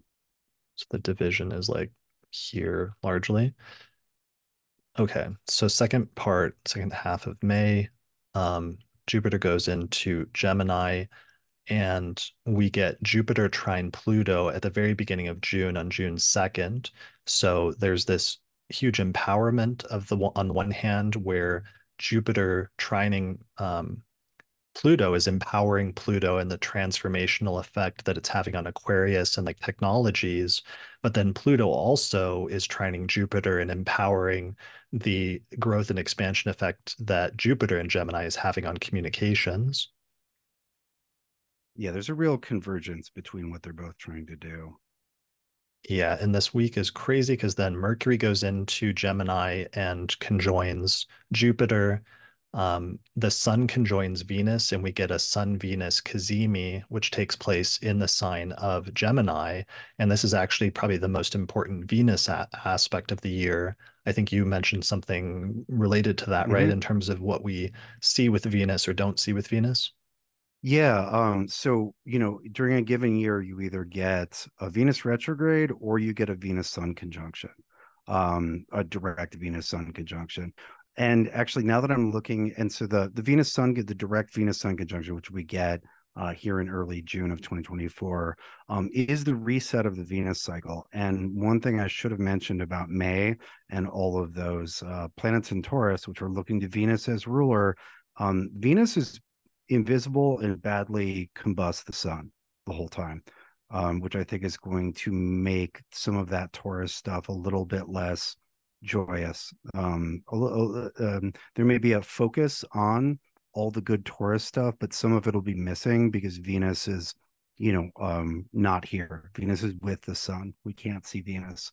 But then, yeah, in early June, we get this reset of the Venus cycle in Gemini, right? We also get Mercury, Jupiter, and then later in June we also get a Sun Mercury conjunction. And it's worth noting that Jupiter will also be Jupiter, which the Sun conjoins at the end of May, will also be invisible. We have all these planets in Gemini, and they're all resetting their cycle in relationship to the Sun and will emerge changed. That point about them being under the beams, that reminds me, Tarnas in his work on the Jupiter Uranus conjunctions points out that sometimes major breakthroughs, scientific or other discoveries take place or are published near Jupiter Uranus conjunctions, but sometimes they aren't recognized or they fly under the radar during the course of that conjunction itself, even though they're published then, but then later on they emerge into view and become recognized as like these huge breakthroughs or discoveries. Yeah, that's a good point. I would count on some of the Jupiter Uranus stuff not getting recognized until later because there's so much going on. It's coming right on the heels of that April, and Mars is off burning villages. There's a lot. There's a lot to distract from a well-written and a well-written paper that advances the art. Speaking of that, One of one the thing that's Really quick, sorry. I just want to mention, I just remember there's like a spaceship that's being launched around the time frame of April, and it may end up being launched around the Jupiter-Uranus conjunction, but flight and space travel was one of the things that came up frequently with Jupiter-Uranus conjunctions, and there may be something important about space travel where there's a major development. I think it's like a reusable ship is being launched, and it may help to boost not just like taking stuff into space, but also taking people into space, including like leisurely like trips to space. And maybe that's part That of the would be a very Jupiter. Jupiter.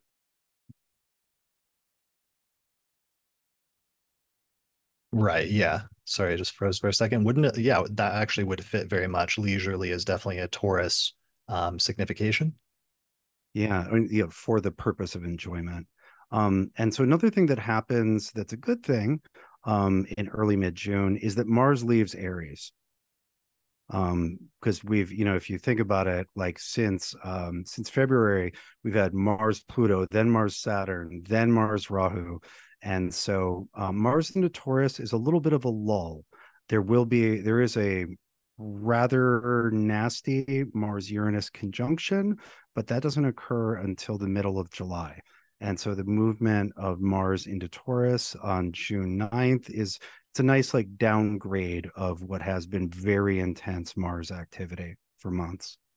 Yeah, so that begins on June 9th when Mars departs from Aries and moves into Taurus.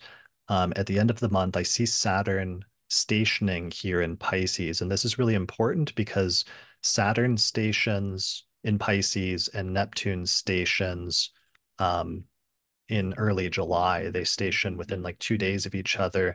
And this is the point where the conjunction gets the closest that it's going to get this year, is in this time frame in like late June and early July. Yeah, very nice. Very nice. Yeah, so some of the like blurring between what's real and what's not real, between reality and illusion, between what's true and what's false, that's really being intensified around this time in late June and early July. Hmm. So that takes us into July, where in the middle of the month, we find that Mars-Uranus conjunction, which is very explosive and very unexpected on the 15th of July. Yeah, and that happens right on top of Coppock, which is a star with a fearsome track record as far as history goes. Um, Mars, I found a precedent for Mars, Uranus, and Algol. That's truly horrible. I'll just say, over 20,000 people died who were not military combatants. As a Yeah, it was anyway. I don't want to like go into World War II horror, but like that was the last precedent. That was the last Mars Uranus on Algol. It's a very ugly configuration. We're not going to have that energy the whole time Mars is in Taurus, but like that middle part of July, like that's worth steering around as a configuration. Mhm. For sure. Yeah, so that also makes me think of like the military technologies thing that we were talking about as well. Um, Yeah, no, that's a great point. We see a lot of new devastating weapons get their premiere under Mars Uranus conjunctions. really quickly, any other significations like unexpected conflicts, unexpected fights, unexpected severing or separation, revolutionary type acts and events. I'm trying to think of anything else. Like the US has a Mars-Uranus conjunction, which explains both, the Revolutionary War, but also sometimes like the gun culture and stuff. I often link to that conjunction. Yeah, well, and just the US's how should we say dedication to maintaining a technological edge in warfare. Mm, okay, We have the United States has Mars Uranus in Gemini, so it's even techier. for sure. Speaking of that, so Mars transits into Gemini on July 20th, and that starts bringing us into the following month, which is the month of August, where we get a Mercury retrograde on August 5th that begins, I believe this is the one that begins in Virgo, right? I think it's for Virgo. Yeah. And then retrogrades back into Leo because you actually had an observation about the Mercury retrogrades this year. Oh, yeah. Our Mercury retrogrades are predominantly in fire signs, right? It's April, August, and December. The one in August starts early in an Earth sign and then spends most of the time in Leo. But yeah, those are mostly in fire is our Mercury retrograde pattern this year. Really quickly, video viewers, here's a slide that shows the Mercury retrograde periods where you have the retrograde station, then the halfway point at the cazimi where the problem set up at the retrograde starts to be resolved, and then you have the direct station. So there's the dates for those for reference. All right, back to August. We And mentioned the, go ahead. Right. So yeah, just a couple things. One, it's Mercury retrograde all month, or almost the entire month. And Mars's movement into Gemini, which occurred late July, um, it's puts Mars with Jupiter, which is a much friendlier pairing than any of the other four Mars pairings that we've already done. That like Mars Jupiter can be nice, especially in Gemini. There's a like boldness, there's a how do I put this joyful conquering sort of energy to Mars Jupiter, but some of that confidence may well go awry or need some refinement of direction, because in Gemini the Mars Jupiter is going to be looking to Mercury, and Mercury is going to be retrograde pretty much all month. So watch where you're pointing that confidence, sir.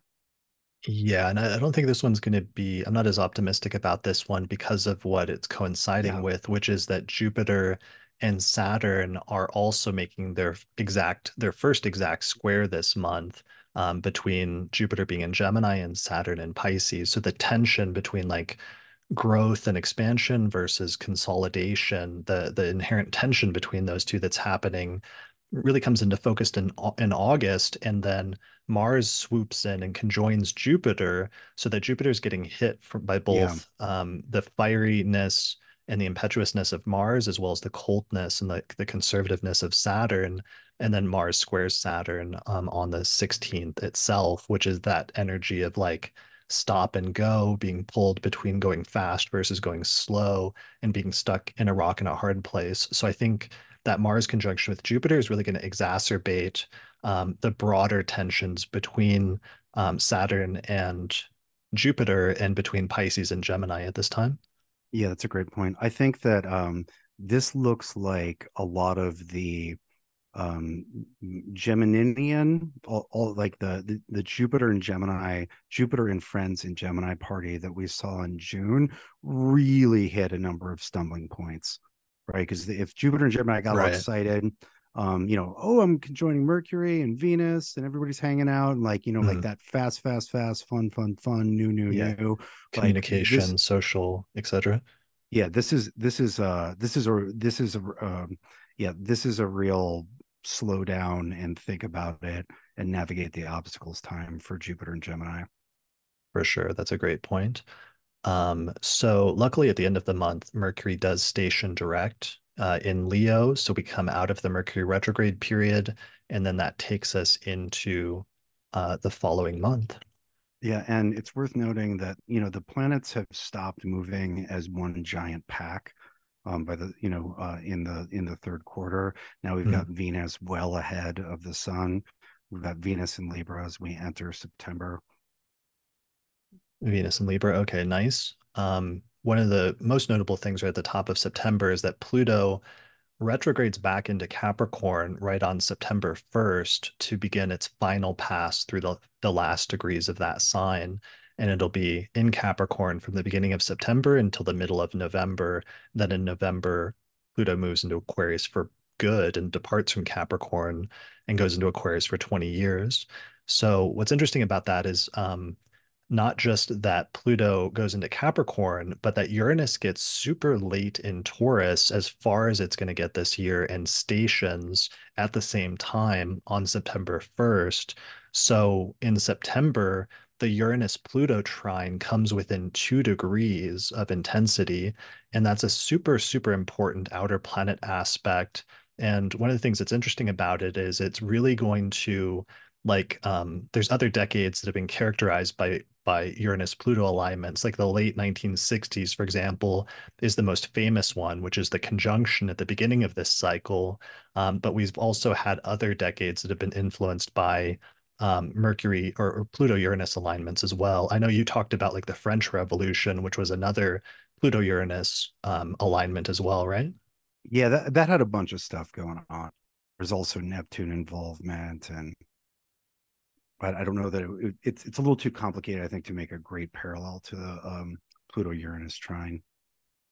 Sure. Well, I did at least want to make the point that, let me find it really quickly because I wanted to situate it in the context of of the broader cycle and what that means, which is that we had the opening of this cycle and this relationship between Uranus and Pluto in the 1960s, and especially the late 1960s, with all the sort of revolutionary things that were happening during that time, but also in terms of a lot of the technological stuff that was happening at that time, where like personal computers, the interface we use for computers, like the mouse, the first inklings of the internet, of email, of like using a mouse and a pointer. A lot of that was like demonstrated for the first time in 1968, 1969, right under the Uranus-Pluto conjunction.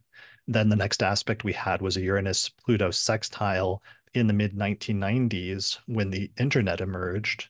Then in the 2010s, we had the Uranus Pluto square, which is when mobile phones took over basically, and everybody got a smartphone. And then now we're entering the next phase of that, which is the Uranus trine Pluto during the course of this decade. And yeah, September, for some reason, is when it comes within 2 degrees, and it will be the next development in that in terms of technology, but also perhaps the form factor that technology takes in whatever the post smartphone era is, whether that's like Neuralink and like controlling phones with our mind or computers with our mind or what. That's part of what's coming up here, in addition to the continuation of the other liberatory and sort of like revolutionary impulses from the Uranus Pluto conjunction of the 1960s. All right. Sorry, I just want to mention that really quickly to situate why that Uranus-Pluto trine is so important and why it's situated in September there. Yeah, we're getting really close, right? And it'll be hot 25, 26, 27, I think even 28. And so it gets so close this year. Not Mhm. quite, but very close. Yeah, and the square like 10 years ago was a lot of it geopolitically was about the sorry, I'm spacing on the name. It was What the was it Arab again? Spring. The Arab Spring, that was it. The As soon as they moved into orb in the same signs within like 2 or 3 days, you had the whole Arab Spring thing pop off. Yeah, Yeah. it was huge and disruptive. So, and Um, this is going to be the next phase of that, not necessarily in being a continuation of the Arab Spring per se, but in yeah. the energies surrounding it that are underlying sort of revolutionary movements like that. You'll see that coming to the forefront again over the next several years. But this trine will be a nice preview of it in September. Yeah, and there's a couple other things happening in September, right? We've got on a smaller scale, Mars is done with Gemini and moves into Cancer. Um, and so this movement into Cancer is pretty important because Mars will be in Cancer from January, September 4th until I think it's November 4th, but then we'll come back for another 4 months, 3.5, like 3 months in Cancer in the first part of 2025. So get to know your new friend Mars in Cancer, which is not the easiest sign for Mars. Not easy for Cancer to host Mars, not fun for Mars to be in Cancer. But there's a whole lot of that on the way. And this is the beginning. Yes. Um, and very quickly, for those watching the video version, Paula Bellomini made me a nice little illustration, sort of based on our previous illustrations for the Mars retrograde period. So just going to flash that on the screen really quickly for the video viewers, the Mars retrograde from December 6th through February 23rd in terms of those degrees, but that we've got the pre-retrograde shadow period beginning October 5th when Mars passes over like 17 degrees of Cancer. And then the post-retrograde shadow period doesn't end until May 2nd when Mars passes over 6 degrees of Leo, which is the degree it retrograded at.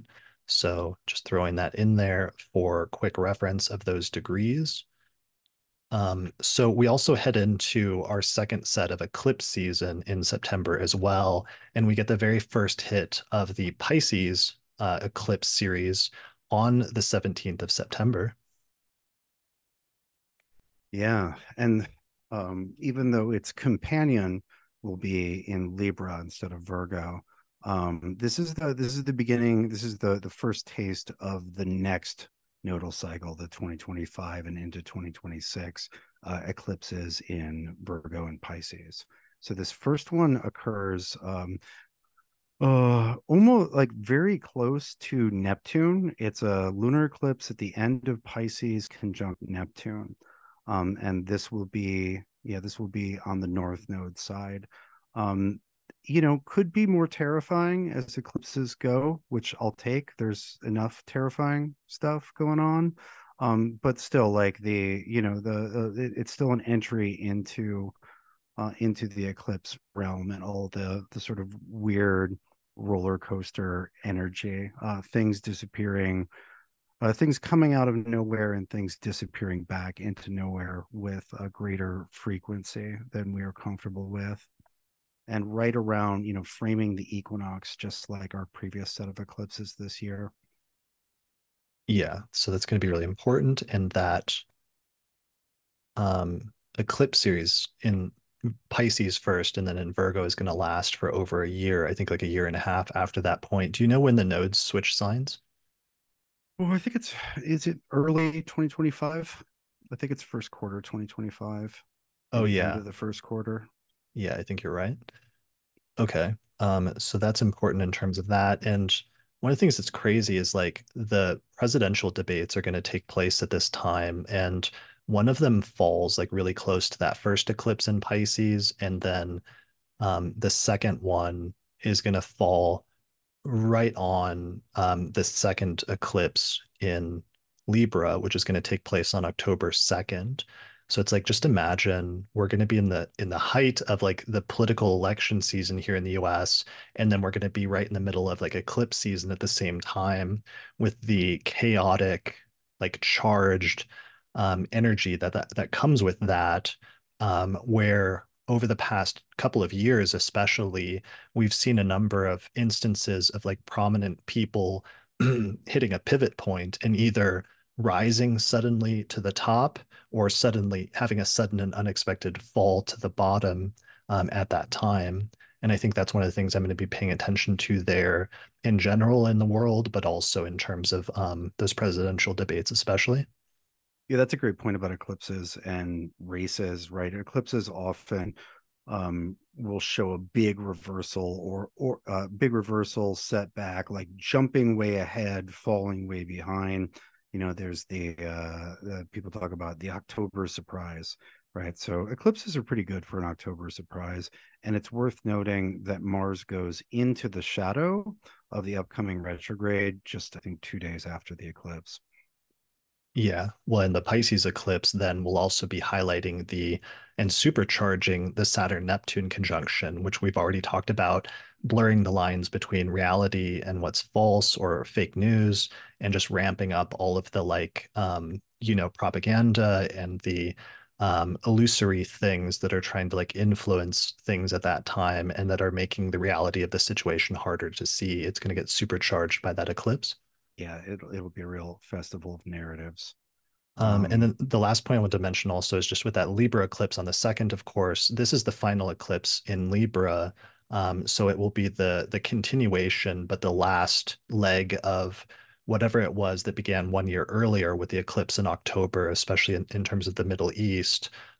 We'll see this eclipse as being a final point in that chapter as well, and both the continuation of it, but also the end of that chapter. Yeah, and unfortunately, in October this year, the first normal lunation that's not eclipsed is pretty hellacious. We have the full moon in Aries in October, is tightly T squared Mars and Pluto in Capricorn. And so, we mentioned that Mars Pluto signature is very much, or that Mars Pluto is the signature of this upcoming Mars retrograde. It's also a signature. It's also a thing that happens right before the election, day and a half, and this full moon in October also has it's the Sun and Moon squaring. Making a grand cross with Mars and Pluto in Cancer Capricorn. And so usually we like to celebrate the return of the full moon, right? Without being eclipsed or bloodstained. But this is going to be a rough full moon. This is October's a very meaningfully bumpy month. Yeah, I see Pluto stationing direct there in Capricorn for the final time on the 11th of October. And of course, that's going to be squaring the Libra eclipse as well as squaring that lunation in Aries that you're talking about as well. Yeah, the square gets really tight with with the Libra full moon. Got it. Okay. So with the Libra, you mean the Oh, Libra sorry. Yeah, the eclipse? full moon while the sun is in Libra, which is in Aries. The non-eclipse lunation after the eclipses is very rough. It's very closely square Mars and Pluto. Got it. Okay. And with that, like last year, we came up with themes like Pluto themes are like control, manipulation, power plays, intrigue, and other themes like that. Yeah, just Okay. metaphysical darkness. Gotcha. All right, so that brings us into November. Here we see Mars changing signs and moving into Leo on November 3rd, which is the sign that it will eventually go retrograde in. So even though Mars has already entered its shadow period earlier in Cancer, and it will retrograde and go back to Cancer, like this to me is when the Mars retrograde stuff really starts to ramp up because it enters the sign that it's going to spend a while in because it slows down and stations there in December. Yeah, I mean, I think from that previous full moon up to this point, there's going to be plenty of Mars funkiness. is we have that Mars opposite Cancer, or Mars opposite Pluto in the last degree of Cancer and Capricorn, Oh yeah, 2 days before Mars enters Leo, and so it's already pretty thick by the that's time a Mars moves into Leo. that's a good point, especially with Pluto stationing in mid-October. What are some keywords for that? Because this is going to be such a dominant aspect at the end of the year, especially in November and December. But even as you just said, even in October, what are some keywords we could generate for Mars opposite Pluto? Well, so paranoia, part of the Mars Pluto dynamic is there's generally a feeling of like somebody like there's a especially Mars opposite Pluto. There's like, oh, somebody is trying to control me. But then, or like like, how should I say, heightened sensitivity around like being controlled or manipulated, leading to anger responses or outpourings of rage or frustration, and a certain paranoia with that. Right, Mars is like somebody's fucking with me from the shadows, and of course, going into a retrograde portion, Mars tends to inspire sort of more confused, twisted up behavior and thought patterns anyway, even without Pluto. Yeah, for sure.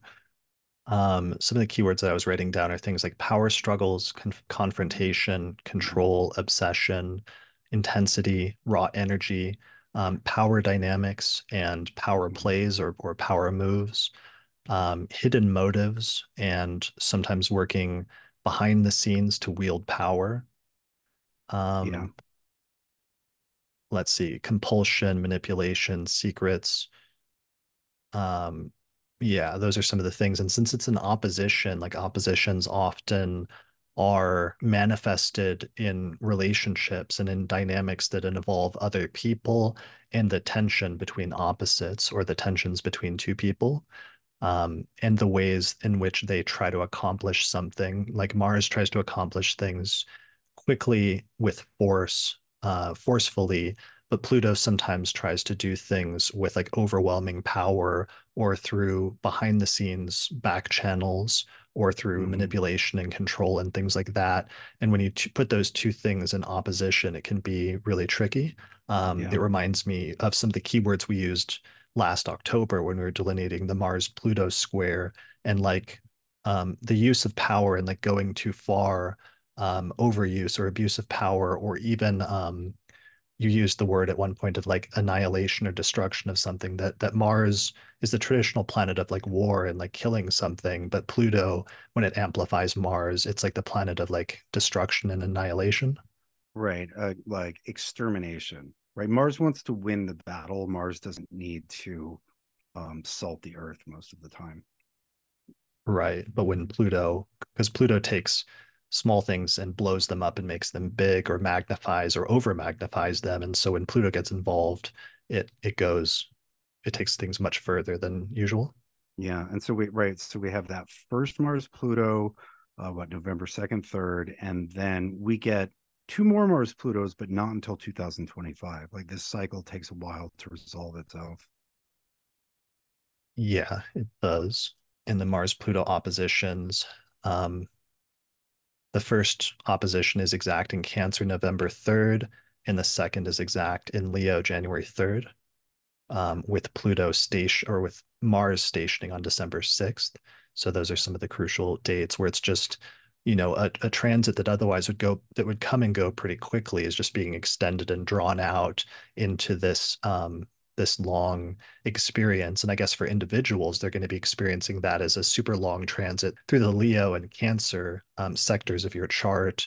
And one of the things you can do is look back 15 years because this Mars transit will be a repetition of that. Actually, the closer parallel to this one is 17 years. The last Hmm. Mars retrograde in Cancer was to fall 2007 and into early 2008. Sometimes Mars does 17. Most of the time, it's 15. But wasn't there one also in Leo like 15 years ago? Yeah, that one was all in Leo. The one in 2007 was mostly in Cancer with a little bit in Gemini. With the majority of this one is in Cancer, so I don't know. Like they both are kind of a match. The one in Cancer is a better match, but only marginally so. Just because most of this Mars retrograde is Cancer. There are only 6 out of the like 20 some degrees are in Leo. Sure, but it stations there. So I don't know. People can look back and compare those two periods. The period for the Mars retrograde in Leo that I'm looking at is December 20th, 2009 through March 10th, 2010. And that was the Mars in Leo portion. So you can look back and see what kind of things came up, especially in terms of conflicts or severing and separation in that area of your life at that time. And it might give you a preview of some of the things that'll come up in the Mars and Leo portion. And then Austin, your periods would relate more to the Cancer leg of things. Yeah, if you're more worried about your planets in Cancer, look at the end of 2007. If you're more worried about your planets in Leo, look at 2009. That makes sense. All right. That brings us back to November. And what else do we have to say about November? Election day is November um, 5th, which is Yeah, 2 days after Mars goes into Leo. yeah, and so all this Mars stuff. Well, the sun's in a Mars ruled sign, and so the what Mars is doing is going to be directing the central spotlight of that period. I guess one thing that's it's worth noting that Venus is just way ahead of everything else right now. Sun's going through Scorpio. Venus is already in Capricorn by the middle of November. Um, and the probably one of the most significant things in November is we get Pluto goes back into Aquarius because we had this Yes. brief regress of Pluto into Capricorn in September, and now it's back in Aquarius in late November, and that is it for Pluto in Capricorn. It's a wrap. It's Pluto in Aquarius all day, every day, for the next 20 years. I love the palpable sense of relief that you have every time you talk about that. But then for those of us with Aquarius rising, the your gleefulness, it does not come off as well necessarily, but that is a huge shift on No, we get we November 19th. yeah we pass the baton. Right. Okay, I'll It's take that. it's a poison baton, but You did your time. yeah, exactly. So the other thing that's really weird, aside from Pluto going to Aquarius, which is a huge shift, is Mercury stations retrograde later in November on the 23rd. So we get our third and final Mercury retrograde of the year. And it's a little weird to me that it's happening like a few weeks after election day, because it takes us into December and it takes us into the Mars retrograde when it actually slows down at 6 degrees of Leo and stations on the 6th of December.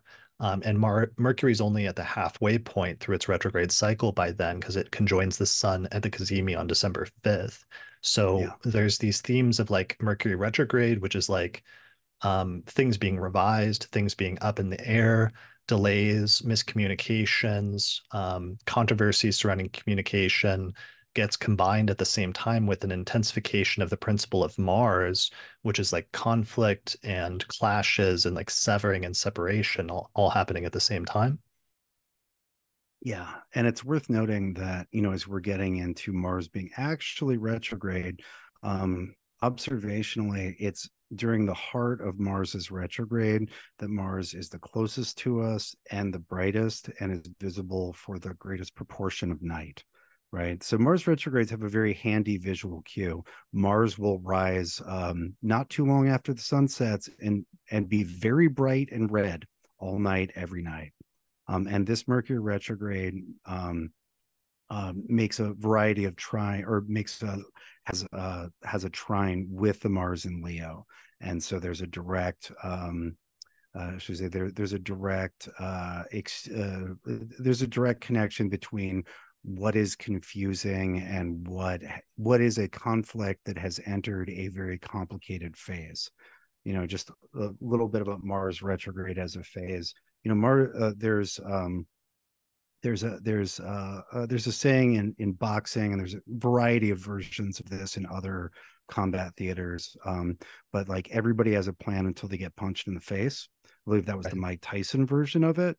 Um, but and I believe the military version is like no plan survives first contact with the enemy. That's that confusion after contact is made, where a lot of plans disintegrate. Like that's the energy of Mars retrograde. Like it's its own place where maybe some of the plans survive, but it requires its own navigation and is confusing and complicated in a way that the beginning and the end of the conflict aren't. It's that like complicated middle, like, okay, now we're here. So we're here in Normandy, huh? I like the planning part better. Yeah, and sometimes like a little conflict that you think should come and go and pass by easily becomes extended into a larger conflict, or there's a sense of irritation that sticks with you for an extended period of time that you can't get rid of, kind of like eating a hot pepper and having trying to wash it down with water or milk, but the taste not going away for hours and like a much extended period of time than you expected. It's peppery. It is peppery. So, on the positive side, Mercury retrograde is going to end on the 15th of December, right on a full moon in Gemini. And then the last really major alignment that happens, it's kind of a noteworthy alignment, occurs on the 24th of December when Jupiter will square Saturn exactly for the second time in this year. And so, for some reason, that alignment between these two planets and the sort of tension between Pisces and Gemini and between the growth and conservation aspect of this energy comes back into focus again at the very end of the year. Yeah, yeah. So on in one sense, December is very unresolved because the biggest thing going on is the Mars retrograde and its multiple oppositions with Pluto. And so yeah, the Mercury retrograde gets resolved, but like we've got another month and a half of this Mars retrograde, or another month and a half, yeah, of this of Mars retrograde into 2025. So the Mars stuff is very unresolved. Rest of the planets, a lot of them are doing fine, but not Mars and Pluto. They're getting ready for rounds 2 and 3. Yeah, and there's a continuation of a smoldering conflict that isn't resolved until sometime next year. Yeah, and 2025 is a hoot. Let me tell you. Yeah. Um, maybe we should save that. Maybe we should, if we just finished our run through the calendar, I know we were going to take a break and then make some final remarks. Do you want to save that for then? Sure, that would be perfect because that's literally a what comes after 2024 that can help contextualize 2024 remark. Exactly. All right. I wanted to mention I just released my 2024 auspicious elections report, where I went through each of the next 12 months and I highlighted fortunate dates during the course of 2024 using the principles of electional astrology. So this gives you insights into the most lucky dates in the year, including ideal projects to launch, as well as activities to avoid during different parts of the year using electional astrology. So the report includes a video workshop, plus a written report and a PDF of all charts mentioned. So I've been doing this report for 5+ years now, and we've found some really great elections during the course of next year that you can use and take advantage of to start different types of projects. The report is useful for both beginner and advanced astrologers, and it provides valuable insights for planning major life events and ventures during the course of the year.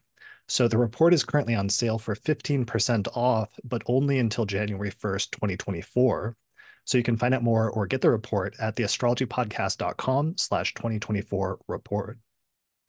Austin, what do you got? Well, of my various projects, one of them that I'm sort of happiest with the results of is my partnership with Sphere and Sundry as the electional designer for Sphere and Sundry, which produces the finest talismanic materia. So the Sphere and Sundry project, where we've been using the methods of the Picatrix to ritually harvest the finest elections since I guess the beginning of 2018. is it's a great project. We've done 40 some elections at this point. And so, we've sort of ritually pickled some of that good Jupiter and Sagittarius from 2018, some of that good Jupiter and Pisces for a little while ago, and have a variety of other elections. And so this year, there are a number of operations planned, and we've got some in the can already. I know that I'm excited that our Jupiter conjunct the Moon in Taurus that we did this fall will be coming out. And there's just a bunch of stuff. Literally, it's the transits that you wish you could get back. We have effectively pickled, so you should check it out. It's sphereandsundry.com. Brilliant. All right, people should check that out. All right, so I wanted to transition finally to wrap this up and say some concluding remarks, final reflections on the year of 2024, and just kind of bring this to a completion point since we've sort of run through the astrology of this year as best as we can, giving an overview of everything at this point. How are you feeling at this point now that we've reached the ending point of this journey? Hired. That's a good feeling. Yeah, Eventually, I will feel satisfied at some point, maybe tomorrow, maybe a week from now. yeah, It's been nice to discuss all of this in sequence because like I've spent you know every spare bit of this month cramming my head full of data and trying to understand its meaning and pattern. So it's nice to just lay all the cards on the table and talk about the patterns that they form. yeah, for sure. It was a tense month of research where I tried to research as much as I could about the astrology of next year and found a ton of stuff. I had 40 pages of notes and I tried to condense it down as much as I could for this. I'm sure there's stuff that we've overlooked. I'm sure there's going to be some interesting things that'll start becoming more clear as we get into the year. And of course, we'll keep doing these forecasts each month over the course of the next 12 months and checking in periodically to update and confirm how some of our predictions worked out. But in terms of summarizing things, I mean, one, it's going to be a huge year of technological change and innovation, and things are going to start moving so rapidly in terms of those changes, in terms of some of the expansion, that I think if 1 year ago from today, if we compared where things were technologically to today and how vastly different it is, when I think about the next 12 months and where we're going to be 12 months from now, it's going to be even just more radically different with Pluto firmly being in Aquarius, with Uranus starting to trine Pluto very closely, with Jupiter having conjoined Uranus and then gone into Gemini. All of that just screams intense, rapid technological advancement, especially of communications and related technologies to me. And it will be interesting to see both as a tech person, some of the exciting things about that I'm genuinely excited for, and the ways that artificial intelligence and technology that we'll be able to use it to enhance our capabilities as humans and improve what we do, like many other technologies have in the past, like, the invention of paper, or the development of space flight, or even flight with hot air balloons or aviation. There's been so many good technological developments. At the same time, I'm sure we'll also start to see the drawback and the negative side of technology and the ways in which it can be used to um, sort of distract us from like sort of living in the natural world, as well as the ways in which it can be used as a tool for manipulation and control, as well as starting to widen the gap between, or at least make it more blurry, the gap between what's real versus what's not. And I think that's something that will become very stark this year and that we'll all struggle with to some extent.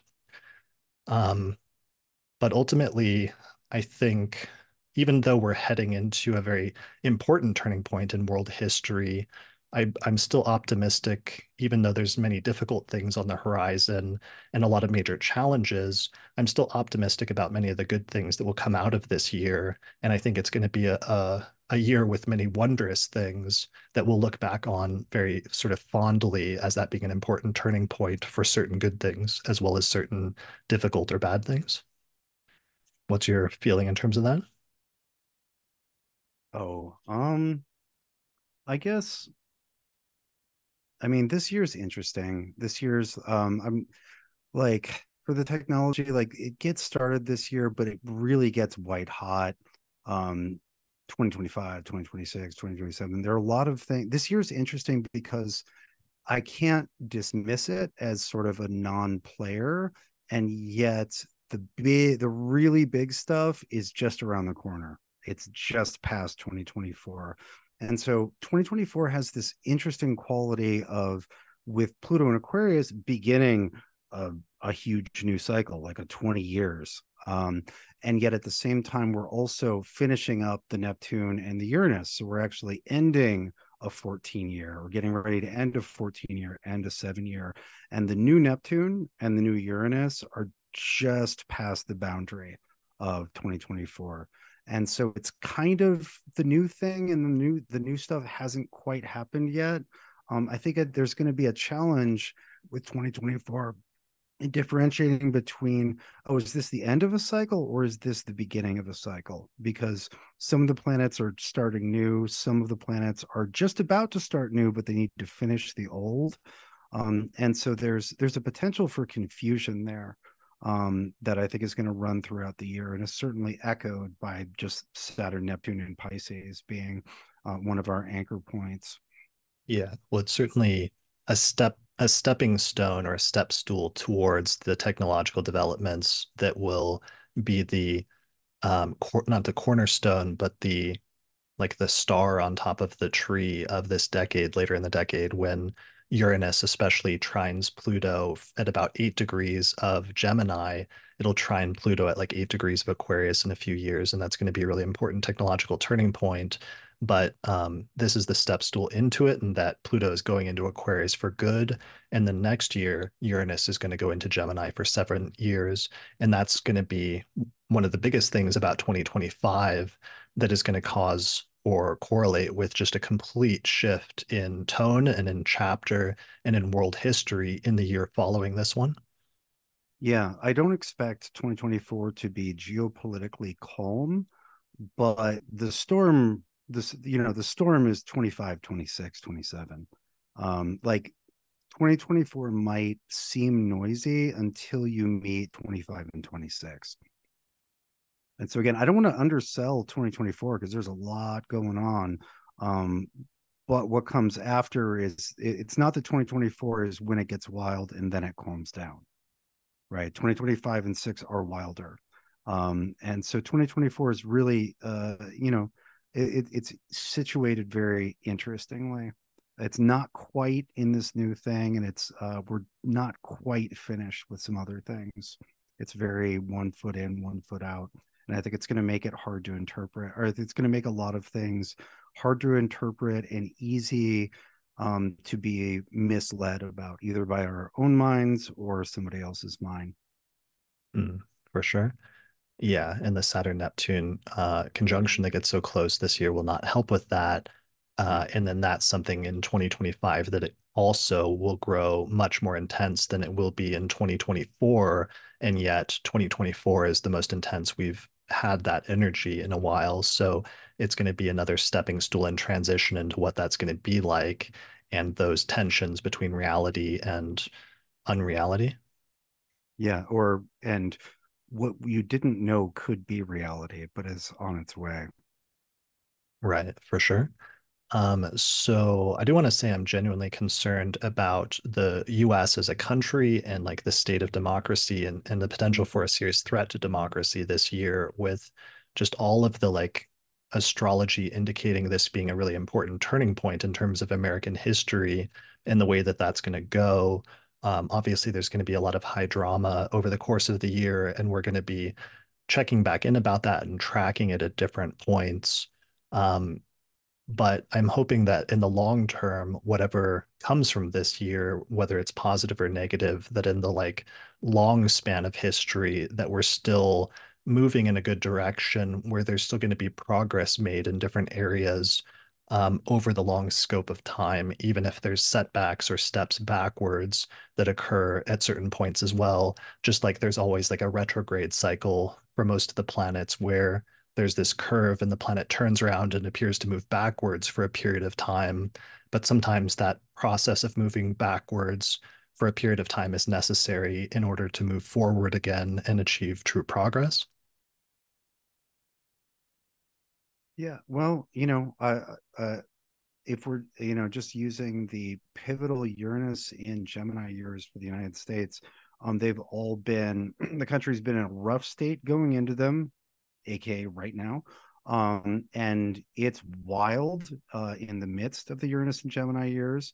And so far, the last three instances, things have looked way better on the way out than they did on the way in. Sometimes a storm clears the air. Right. Yeah, that's a good point. And sometimes genuine progress is made during those periods of difficulty, even if there's huge loss and catastrophe and other things in the process. Like, for example, during like the Civil War when Uranus was going through Gemini, but the major advancements in terms of civil rights that took place during the course of that. Yeah, I mean the result was a better United States.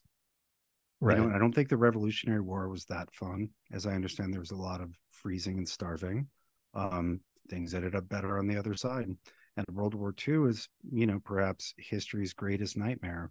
And yet the United States goes in only half recovered from the Depression, and comes out with greater, with better outcomes than any other country, and moves into a period where we had the greatest middle class. We made advancements in civil rights. Like the United States out of World War II is undeniably better than going in. Not to say it was perfect or beyond criticism in any of these cases. But the Uranus so far it looks like we're on track. Looks pretty fraught going in. There's a storm coming, and then hopefully we'll do 4 for 4, where things look way better and meaningfully better on the other side of it. Yeah, that's really good. And you had mentioned the Jupiter-Saturn conjunction in 2020 at one point, and how that set up a new cycle that will last for a long time in terms of the air triplicity shift. But it's also worth mentioning that this year is the square between Jupiter and Saturn that Mhm. follows that conjunction. So whatever the foundation was that that conjunction laid for the world and in society at the very end, the culmination of 2020 in December of 2020, when Jupiter and Saturn aligned in Uranus, this is the next step. And it's a bit of a challenge in that in the foundation was laid at that time, we'll reach some sort of challenge or some sort of tension and turning point. But from that tension, there'll also be growth and the progress of that cycle into the future and into whatever the next positive chapter is of that as well. It'll be Yeah, like pushing humanity forward in some way, whatever that takes. yeah. Well, and just while we're talking about the United States, we are the end of Pluto and Capricorn does mean the end of the Pluto return for the United States, for whatever that's worth. Yeah, and which is something I've been emphasizing a lot this year because I was worried about some of the things that were happening and whether with the democracy and stuff. But now, like researching more about how the Constitution came into being and was ratified during the early phases of Pluto and Aquarius, I'm nervous that some of the things we talked about with that at that time and the potential challenge to, or even whether there would be a challenge to the structure of that, whether some of that it's actually more localized in the early phases of Pluto and Aquarius, and whether challenges to the Constitution or to the system of checks and balances and the way that the US is set up, if that isn't what's coming with the Pluto transit through early Aquarius now. Interesting. Well, fortunately, historically, Pluto and Aquarius um likes doesn't like despots, does like choices. If you look at the religious, you look at the Reformation, that was basically a what should we say, a move away from hierarchy with a king figure. And although the French Revolution had its problems, which verged on atrocity at several points, it certainly wasn't pro. It certainly wasn't pro despotism. Right. I think Pluto and Aquarius will, is certainly not on the side of, not on the side of God emperors. It's not in the long term, but in the short term, there's always this last gasp of attempting to control and manipulate and hold on to power and to demolish the checks and balances that keep things level. Like for example, like Napoleon, it's like we had the French Revolution, you had those ideas of democracy and stuff, but then all of a sudden Napoleon sweeps in and he sets up like a new monarchy for a period of time. But he doesn't get to do that while Pluto's in Aquarius. Well, it didn't get to last. It was meant ultimately to fail. But I guess the point is just sometimes there's this backwards and forward motion of like uh, despots and people trying to centralize power and take it in their own hands and control everything. But then the masses sort of trying to wrestle that away at the same time and ultimately being successful. But there's still a struggle in the process. I think there'll be plenty of struggle over the next 7, 8 years. Yeah. All right. Well, let's leave it on a positive note. Positive note, I really like a lot of the trines, as I've said, a lot of technological development, communication development, um, the Jupiter-Uranus conjunction, there are a lot of good things to be positive about, and there's going to be a lot of new beginnings that are good for different people at various stages, even if there's a lot of craziness that's going on in the world at the same time. I mean, you, for example, I think about you and your family and some of the great stuff that's going to be happening around that time period, in terms of like bringing new life into the world. And that's a great reminder that sometimes even when really crazy stuff's happening or when old structures are being demolished, sometimes it's clearing the way for new structures and new life to grow and to flourish. Yeah. Well, and also, we've all got our own charts. Like this is just the transits this year. Right. What is happening in the news is not your life. Like that is something you can know about. It may or may not affect you, but like we all have our own paths, charts, trajectories, luck, misfortune, destiny, et cetera, et cetera. Like we are not the chart of, May of 2024 or October of 2024. Yeah, that's a good point. Yeah. So, and as for us, we're going to be astrologers, and whatever happens, we're going to keep coming back each month and studying it and just like marveling at the amazing ways in which the universe and the cosmos and the planets move in tandem with humanity and often reflect in the sky what's going on down here on Earth. And there's going to be a lot of fun and interesting stuff to study this year. So we're going to keep coming back every month and doing the monthly forecast episodes and doing that dual process of, on the one hand, reflecting on what's happened in the past month and how the astrology played out so that we can record that for history, and then turning around and doing the other part of that, which is to look ahead at the future and try to make predictions about what's coming up. And that dual process is something that's really special that I've come to really appreciate over the past few years. And yeah, in the contributions that we're kind of making to the astrological community, as well as just how fun and interesting it is to study all of this stuff from this vantage point as astrologers. It's truly, like a gift, and I feel blessed to be able to do that. So thanks, Austin, for doing this together with me, for partnering with me to go on this journey together to try to predict the future.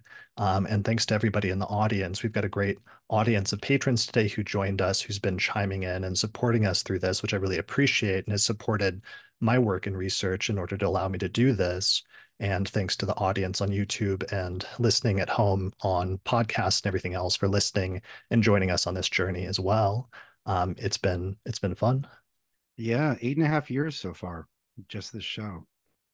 Yeah, we started in 2015, in the summer of 2015. And yeah, we've learned so much. I feel like I've grown so much as an astrologer, growing and observing all these things. And it's been really, really fun and interesting. And I can see that this year is going to be another year where we're going to learn a ton as astrologers just by watching all this stuff happen. Yeah, there's a lot of grab the popcorn moments this year. Like, okay, how is this going to play out? Right. I'm looking forward to those comets. Like comets is going to be new. I think that's a new and interesting area of research for astrologers. I'm going to try to put that episode together. I may also put together a Pluto and Aquarius episode. There's a lot of good episodes that could just be individual things that we've only touched on or like brushed past during the course of this episode, despite how long it was. But yeah, there's lots of other things to research. So we're going to be back again here soon to look at some of those things. Indeed.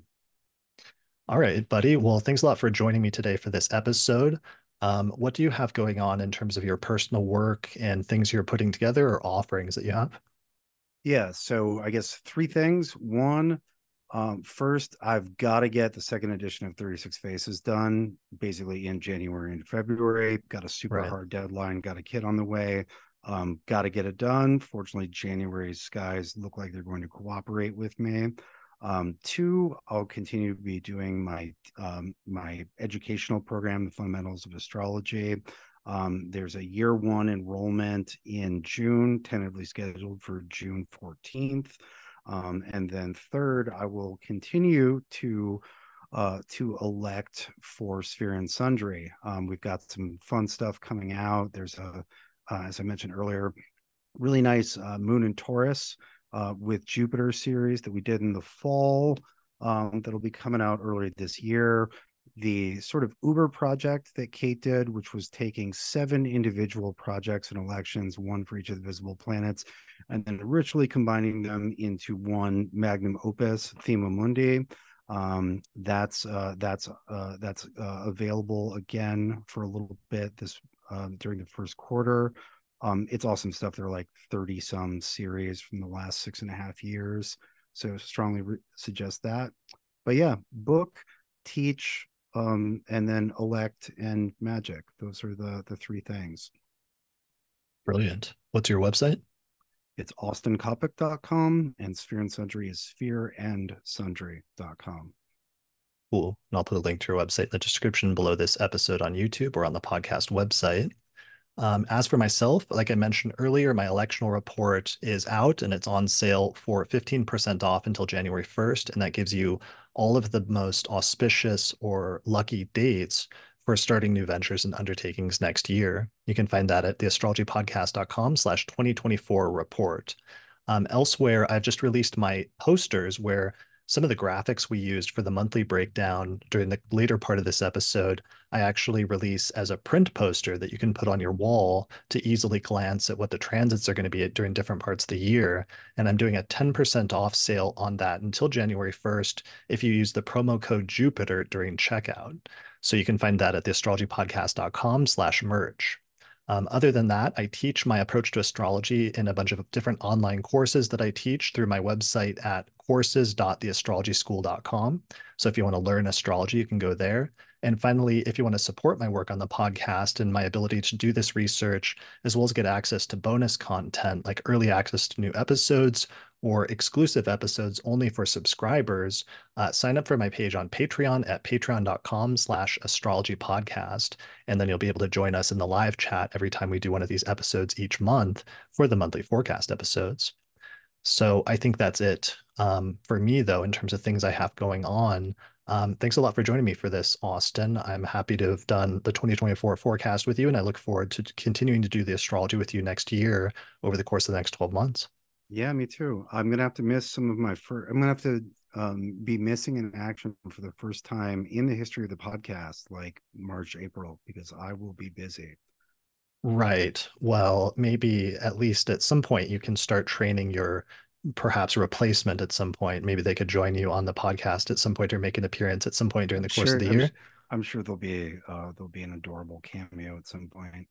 Okay, good, We do good. kittens and babies. We'll save it for a really horrid month. Um, Okay. Yeah, I like that.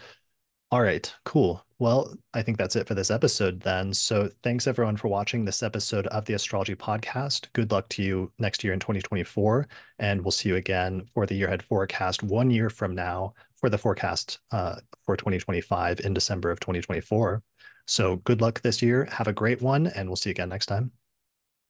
Take care. Keep your powder dry, my friends. Shout out to our sponsor for this episode, which is the Chani app, the #1 astrology app for self-discovery, mindfulness, and healing. You can download it on the Apple App Store or on Google Play, or for more information, visit app.chani.com. Special thanks to all the patrons that helped to support the production of this episode of the podcast through our page on patreon.com. In particular, shout out to the patrons on our producers tier, including patrons Christy Moe, Ariana Amour, Mandy Ray, Angelique Nambo, Issa Sabah, Jake Otero, Jeannie Marie Kaplan, and Melissa Delano. If you're looking for a reliable astrologer to get an astrological consultation with, then we have a new list of astrologers on the podcast website that we recommend for readings. Most of the astrologers specialize in birth chart readings, although some also offer synastry, rectification, electional astrology, horary questions, and more. Find out more information at theastrologypodcast.com/consultations.